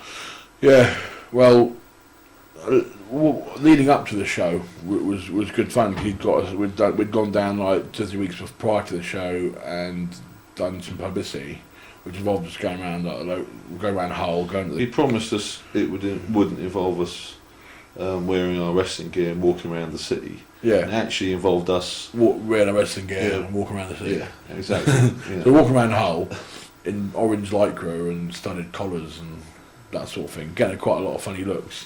And we did a few photos, and the guy from the local paper decided next to the Vulcan Arena is a bowling green with all these old ladies and doing the over 60s women's bowls championships or something. The local reporter, I think, thought it was a good idea to get us involved with these old grannies, and we ended up having all these photos done with these old women. and they're attacking us with walking sticks and stuff. But they were actually quite like randy. Yeah, they kept pinching our bums, and didn't they? Young man. Yeah, they were. We had to fend them off. No, go away. We visited the local children's hospital, and to like no reaction from the kids at all. No, apart from they just kept coming up and punching us and running away. And that was, they didn't really care whether we were there or not. So that was quite. It was good fun though, wasn't it? It was fun, yeah, but it was just like no. It was good fun, but yeah, but the actual show was a really good show. We ended up having a really good match, but it was meant to be us against Jake the Snake and Jeremy Idol. Well, like half an hour before the doors open, there's no Jake, and we're known to be. Well, we've been quite friendly with Jake when he with his time in the UK and that. We was quite close and got on well with him. Well, I said to Steve, I'll give Jake a ring for you. Phone up Jake. I go, are you on your way, Jake? On my way where, brother? On your way to Hull. What do you mean? I'm like, dude, you're meant to be wrestling in Hull tonight. He's like, no, I'm not. He goes, that's the 31st of August. I go, no, it's the 1st of August. Damn, I've got like the 31st of August. Jake, it's the 1st of August. And he goes, he's in Guildford. And he's like, I'll come now. I said, Jake, you're like out 8 hours away. Yeah. So you're not going to make it. The worst thing I remember just telling Steve was just that he ain't coming, Steve. He built the whole show around Jake, so, and I just felt really sorry for the guy. But we ended up wrestling Spud and Jeremy Idol instead. Probably having a better match than we would have done anyway. You know, no disrespect to Jake. It's one of our favourite matches. But it was a really good match for us, and the show was a fantastic. I think one person wanted. Yeah, one or two complaints was all it. I mean, no one really, you know. But yeah, it was good. But like I say, that half an hour when Jake didn't turn up and telling the promoter, that wasn't a very pleasant experience, man. But I think it all went well in the end, so it was just the main thing. It's also Spud nearly broke my arm in that match. Oh, he did, yeah. In the match, he does a big balcony dive because it was like so high, like over rotated. His foot hit me right in the arm, and I was wearing an elbow pad, and I really thought he'd broken my arm, but it wasn't broken. But my whole arm went black for about 3 weeks afterwards, and I never let him forget. So Spud. You know, yeah, we actually emailed him the pictures of it just to make sure. Just to make him feel even worse. We emailed him the pictures. For Premier Promotions in Gosport, you faced off against Chris Kay and the UK Kid. Yeah. Match was notable. Yeah, it was funny. It was weird. Every time we wrestled those guys, something weird always happens. Like the ring breaks or something happens. And this match was meant to be the finish. The finish was meant to be no contest, stop to blood loss. 5 minutes in the match. It was meant to be like a 1-1, like a draw thing. Yeah, it was meant to be like it was meant to be stopped. There was meant to be a blood loss finish.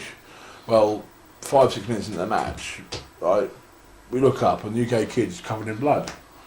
And we just don't know how it happened. I think as I hit him off the ring, I think he hit his nose on the ring as he come down or something. So that was it. We had to stop the match because that was the finish. We had done it there and then. So it was like no choice but to call the finish. Right? Yeah, it's like the guys just. Well, I remember seeing the guy from the other side of the ring get up and his face covered in blood, and we're like, "What the fuck is happening?" It was like a really bizarre moment. But yeah, but we wrestled them since and had some good matches. But that was quite bizarre happening. We didn't really know what went on there, to be honest with you. I think he'd done it because he didn't want to take the finish. You attended the Bulldog Bash again. Yeah. And Mike, you got to meet the Wild Hearts. Yeah, well, Wild Hearts are my favourite band, and I never ever met the singer. I've only ever met like the other members, and they were playing the same night we wrestled, and I'm like, go back. Oh man, it was awesome. So I go banding up to the singer in my wrestling gear. He must have thought, what the fuck is this guy on? I just remember going up to him, shaking his hand, meeting the guy. Brilliant. Got to meet him. Really pleased.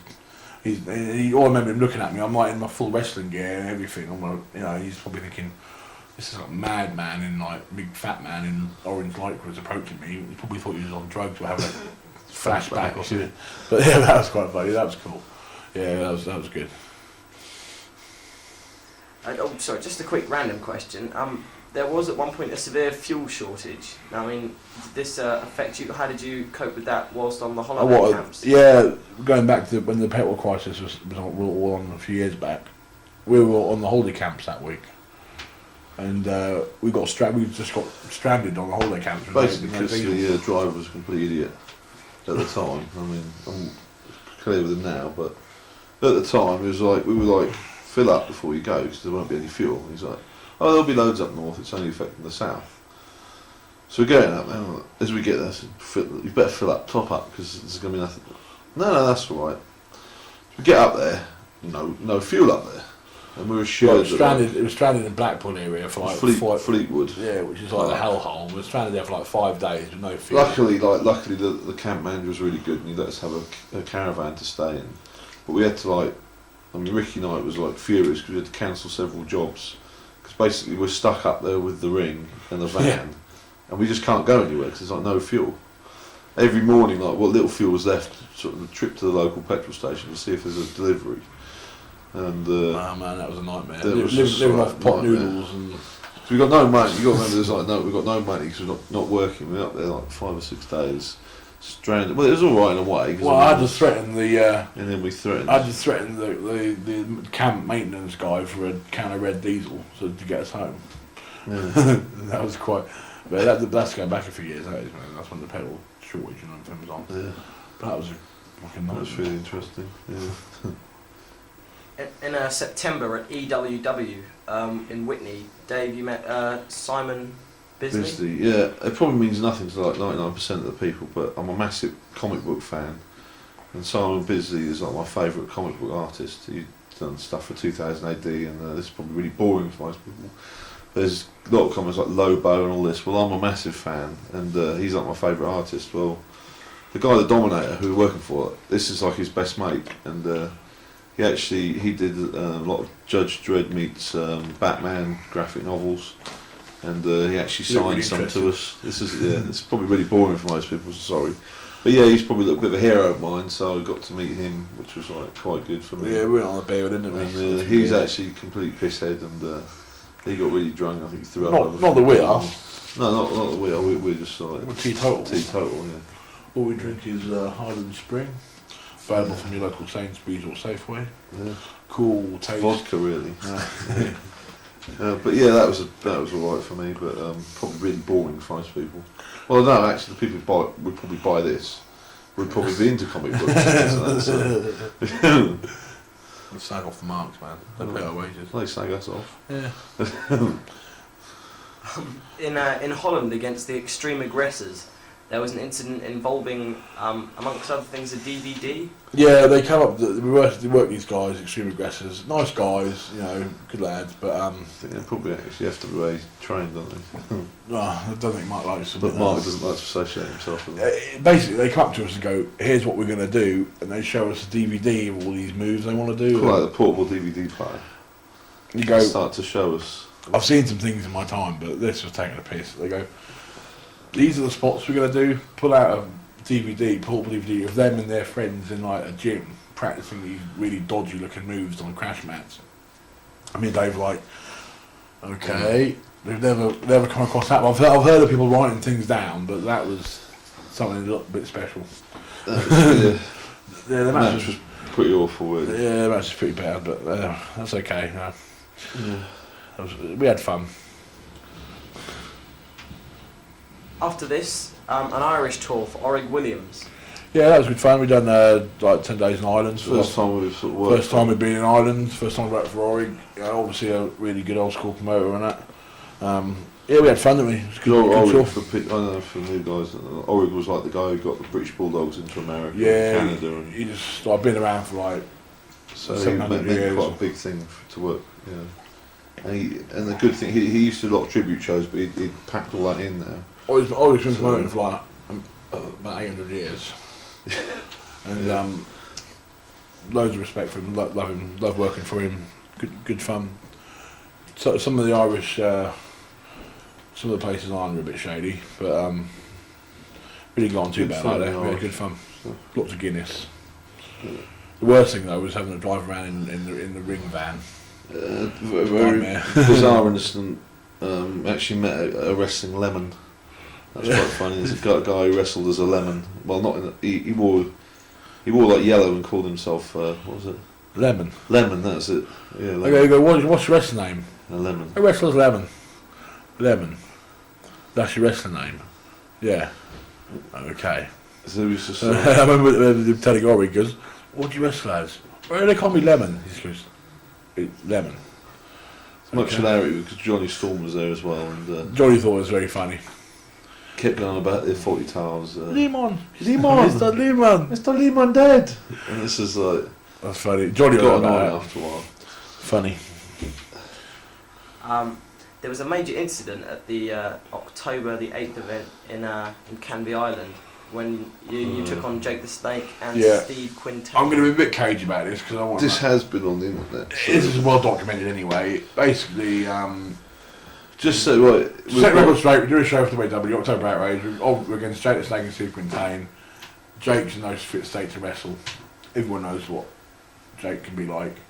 And we just had to just abandon the match halfway through because he just couldn't do anything. That's really just like, well, it's been elaborated on more.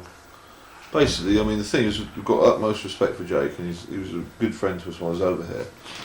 But he's got his demons that everyone knows about, and unfortunately, when he can't get what he needs, he drinks a lot. And that day, just like he'd had a few other problems, I think, with like his partner and that, and. It was just a bit. It was just It mad. was just a day Basically, where he was just wasn't really up for couldn't really wrestle. Do it the live. match just basically we had the match had to be abandoned. Just to, Jake was just sort of incoherent and collapsed in the middle of the ring, and well, we'll leave it at very that. bad, yeah. But other things happened that have been on the internet, and you know, but it was just a really bad time. The person I felt sorry for the most was Ricky Knight. You know, October Outrage is one of his major shows. And, this is like meant to be a big because we had a match with the two of them a couple of years before. It was fantastic, and it was like meant to be a big sort of rematch sort of thing of the same thing. But after I think shortly after that, Jake went back to the States, so we never really got a chance to sort of see him again, unfortunately. There were further incidents at the 21st of October in Scotland involving petrol and the guy driving the ring van up to Scotland decided to put petrol in a diesel van. So we're basically halfway up to Scotland, and the van conks out. Everything breaks down, get towed off to the relay place, and He's adamant he hasn't done it, and he'd put petrol in a diesel van. Absolute nightmare. We had to wait in some dodgy little services and somewhere in England near Scotland for the van to be flushed out. The thing was we had the ring with us. Yeah. And the show was like a sellout, like 650 people sellout. So we're like stuck waiting for this to be repaired. And we only just got there in time as well. The ring was we did get there and the show went on and it was really good, but it was just a nightmare. You finished the year by winning the ICWA World Tag Titles in France, and an incident involving falling over. Yeah, well, you done that because like. Right, well, we're doing this. It was like the biggest show they've ever had up to that point, and we were due to win the titles for the first time against the Van Kunders. We'd got a big match planned, and like because the show had overrun massively. What? I'll say that. What? So we had a big match against Van Kunders for the titles. Yeah. Can't say we were going to win them. Well, we did win them. We can't say it was planned. We didn't know what was going to happen, but we won them. Right. We ended up winning the titles, right? And anyway, the match was cut short to about 5 minutes, so it was a bit rushed, but it was good. Match before had been like a blood match. I think Bambi Killer Chris Rabo been cut quite badly, and it was like on a basketball court, and it had all been mopped, and it was quite wet still.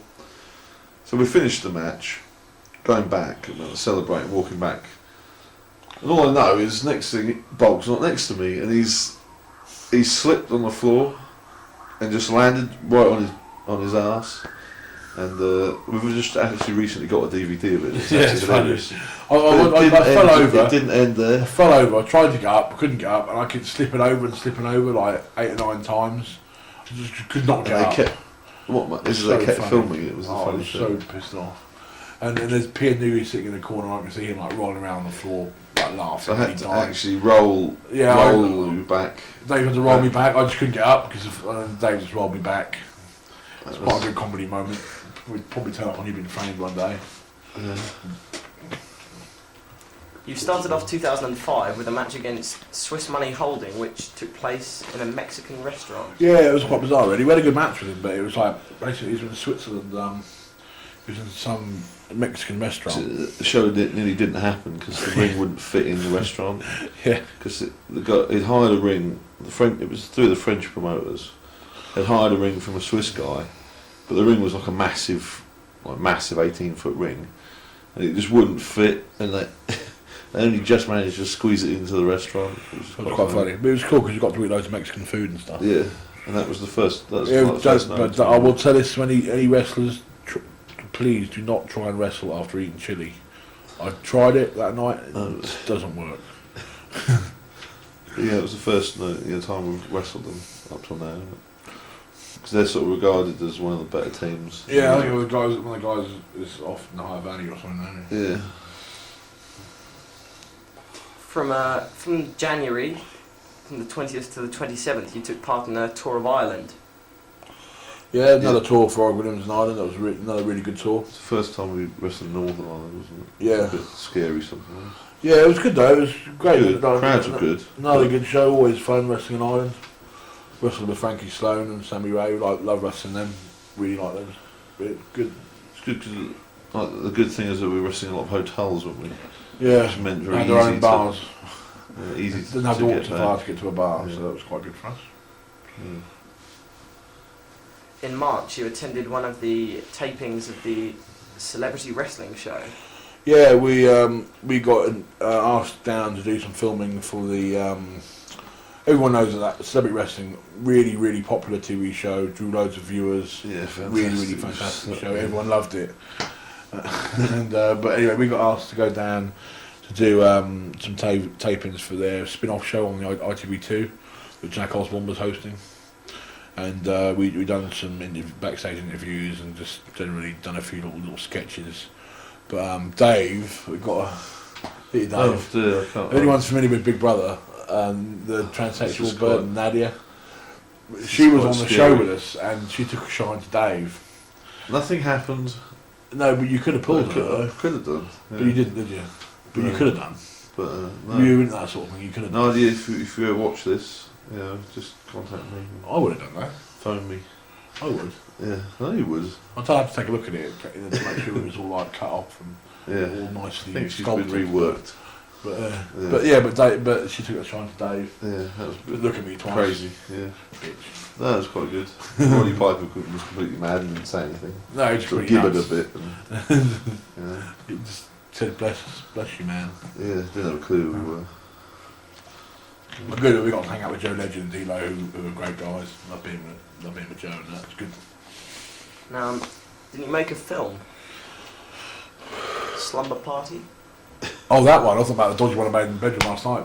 Oh. yeah, that was a few years ago. That was a dodgy, This is awful. a low-budget film. It was quite crazy. I don't even know what happened. Whether it was released. It was a bit bizarre, really. It was just like a really bizarre, low-budget, horrible. It was like basically a thing like it was when the Spice Girls were big, and the premise was that this big band from Australia come over to England and try and make it over here. And while that was going on, their manager paid that we were like thugs that were paid to kidnap girls for him. Yeah. And there was also a plot involving a haunted house, but it was just totally wrong. Well, the funniest story about that is about a month later, after we'd done the filming, one of the girls that we were in the film we kidnapped.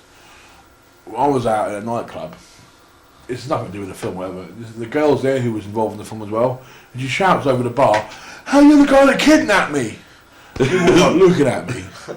I'm like, "Yeah." In the film, I'm like, yeah, fucking well done. It's just about to be lynched. So. But yeah, that's That was our only movie role. Yeah, apart from the ones we make in our bedroom. Yeah. You have, however, had numerous television appearances. What have been the more interesting ones? We've done Trisha a few times. Yeah, we've done Trisha a few times and Big Local. Breakfast, local stuff, Dirty Sanchez, the celebrity wrestling thing. We've had a few auditions and stuff for parts, for like adverts. You had the Nothing's ever thing, come. you did that you were a model for... Oh yeah, then when they would see that Fat Plague thing on Channel 4, I done that. I basically got paid like loads of money to sit on my pants and eat cream cakes for like While they about 3 filmed you. hours while they filmed me. That was pretty cool. I'd like, if anyone wants to give me work like that again, I'm more than happy to take it. Yeah. That was good. Following on from that, on the 6th of May at ICCWA once more, you took on Pierre Fontaine and Ian Rotten. Yeah, that was pretty crazy. That was good. We just basically done a hardcore. We've been over there a few times, and we'd wrestled like Pierre Fontaine is basically he's the guy who runs the company over there, and he wrestles as Booster Fontaine, and we'd wrestled him and a partner on a few ones before, and this was like a really big show, and he brought out like Ian Rotten as like his mystery partner, which was That was really good fun working here. We just basically done just crazy. A bit wary. We've never met him before. We was a bit wary, but when we met him, he was really. Oh, we done a nice really guy. mad hardcore match. We went all over the arena. Probably one of the maddest matches we've done. So basically, just because the ring wasn't that good, no, you couldn't really use the ring, so we had to just. They had which was a bigger ring, and had a big set, like big stage set, and they had big vans with spotlights on. So we basically just brawled around everywhere, and there was blood everywhere. Yeah, that was really good. That was brutal. That was bloody- good fun. Like, if anyone gets a chance to ever see that, I mean, that's probably one of our most brutal matches. I reckon. That was good. Working in was an honour. He was really nice guy, easy to work. Really Cool. good. In late May, you both competed on the FWA Carnage tour. Yeah, great fun. It was really good. Got a chance to work Joe and D'Lo. Yeah, had some really good fun on that tour. I was a bit sick of Chinese food after it though, because we said to each other we're going to try and save as much money as we can. So we basically tried to eat as cheap as we could. Obviously, being guys like us, we eat quite a lot. So every day we went looking for the nearest Chinese buffet. We just basically get there at lunch. We would just eat. Every day we had Chinese food for like a So week. we'd get there what we'd do is basically get the lunch buffet and just eat as much as we could. And I was a bit annoyed because there's one guy on the tour who actually ate loads more, and it was actually Aviv. Aviv ate out more than us at a Chinese buffet. And I was quite annoyed with him, and I should be speaking to him later about it for a rematch. That was good fun. Us at a buffet. Yeah, there was some crazy shit happening And on that that was tour. good. Yeah, it was a really good tour. The fact we done about 2 weeks before the tour. We went up and done some publicity for it, and one of the shows was at Escape, which is like an indoor ski slope. And to publicise the show, they thought it'd be funny to get me to ride down the ski slope on a big rubber ring. It was funny. It wasn't that. It was funny, but Yeah. I mean, It's going down hilarious. the ski slope and the rubber. You can imagine. In your wrestling gear. In wrestling gear. Yeah, bear in mind it's like 0 degrees or whatever, Minus 15 in this thing. And there's me, Dave, Johnny Angel, and Mick Romeo in our wrestling gear, just like freezing, the nipples like fag butts. And they go, oh, who's going to go down the ski slope? I'm like, hey, Bulk will do it. Yeah, but that was Then fun. he's a stupid stunt he's doing, Bulk will do it. But we had the Carnage tour was real good fun, really good fun for us. We enjoyed it. The only problem was we couldn't have a shower very much because We couldn't fit in Stephen Knight's shower. Yeah, we just couldn't I don't fit. mind, I just Yeah. But there was a sheep dip in the farm next door, so we used that. At the start of July, Mike, you lost a beard. Yeah, well, you know, Rick and I and Jason Cross cut my beard off. I've had a long beard for a while now, and you know, I decided I was going to get rid of it, and I thought that was as good a time as any was to do it in a match. So they pinned me down and cut my beard off. I did feel naked after a while without it, but it's you know, yeah, that was quite mad to do that, but it was a good way of getting rid of it, I think. I mean, we're starting to wind down the interview now, but I mean, can you tell us how throughout your careers do you have any regrets or anything you would have done differently? That curry last night was quite was quite bad, or dodgy cuts today.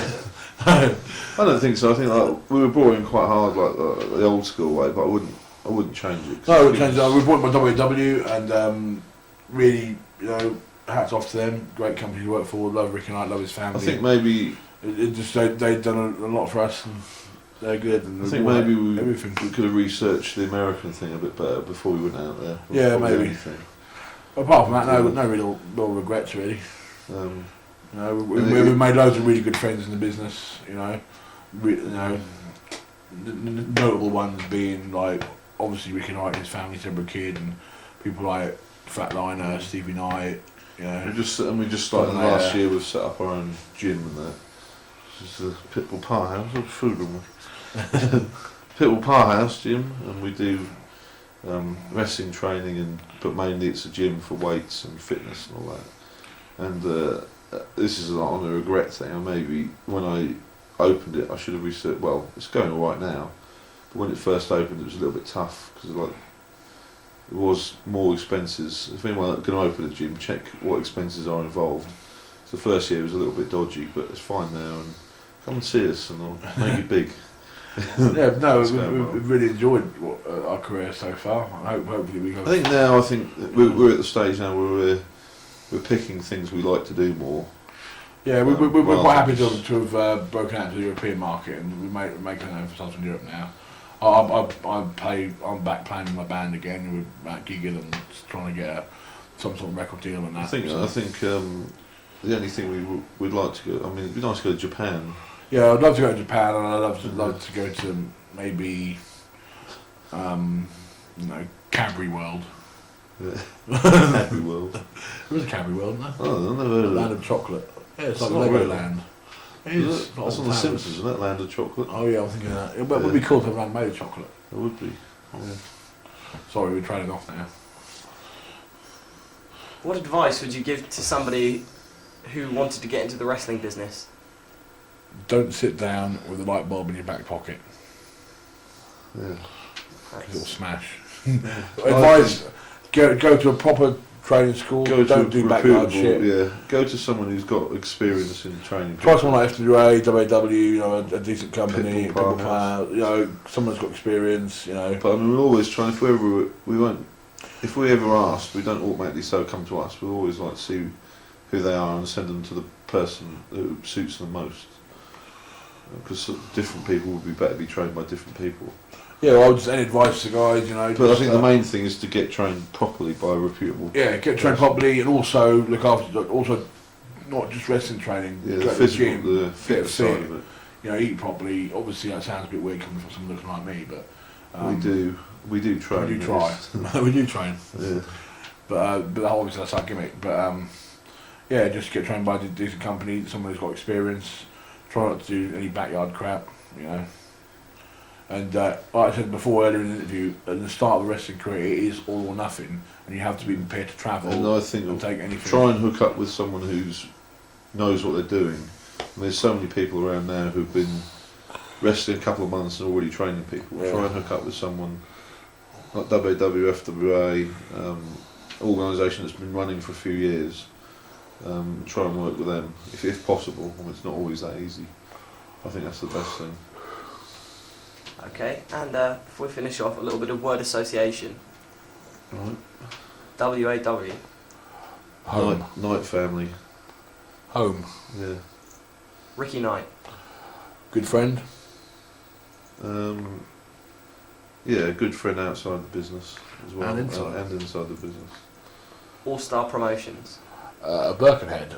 A program's £1. Run like a business rather than a wrestling promotion, But probably he does well the way. yeah, good promotion. Nothing real bad to say about him. Brian Dixon. Business-like. Interesting. Likes his sales, but No real heat with Brian, have we? no problem with Brian. It's just he runs it very much more like a business than a wrestling promotion. But that's how he does things, and that's fine.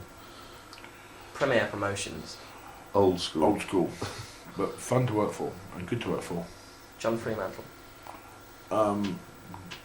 Yeah, John Females. I like John. Good Yeah, good he promoter. can be quite fussy at times. Yeah, but does that's things not- his way, and he's stuck to his It works guns, for and him. it pays off for him. So FWA.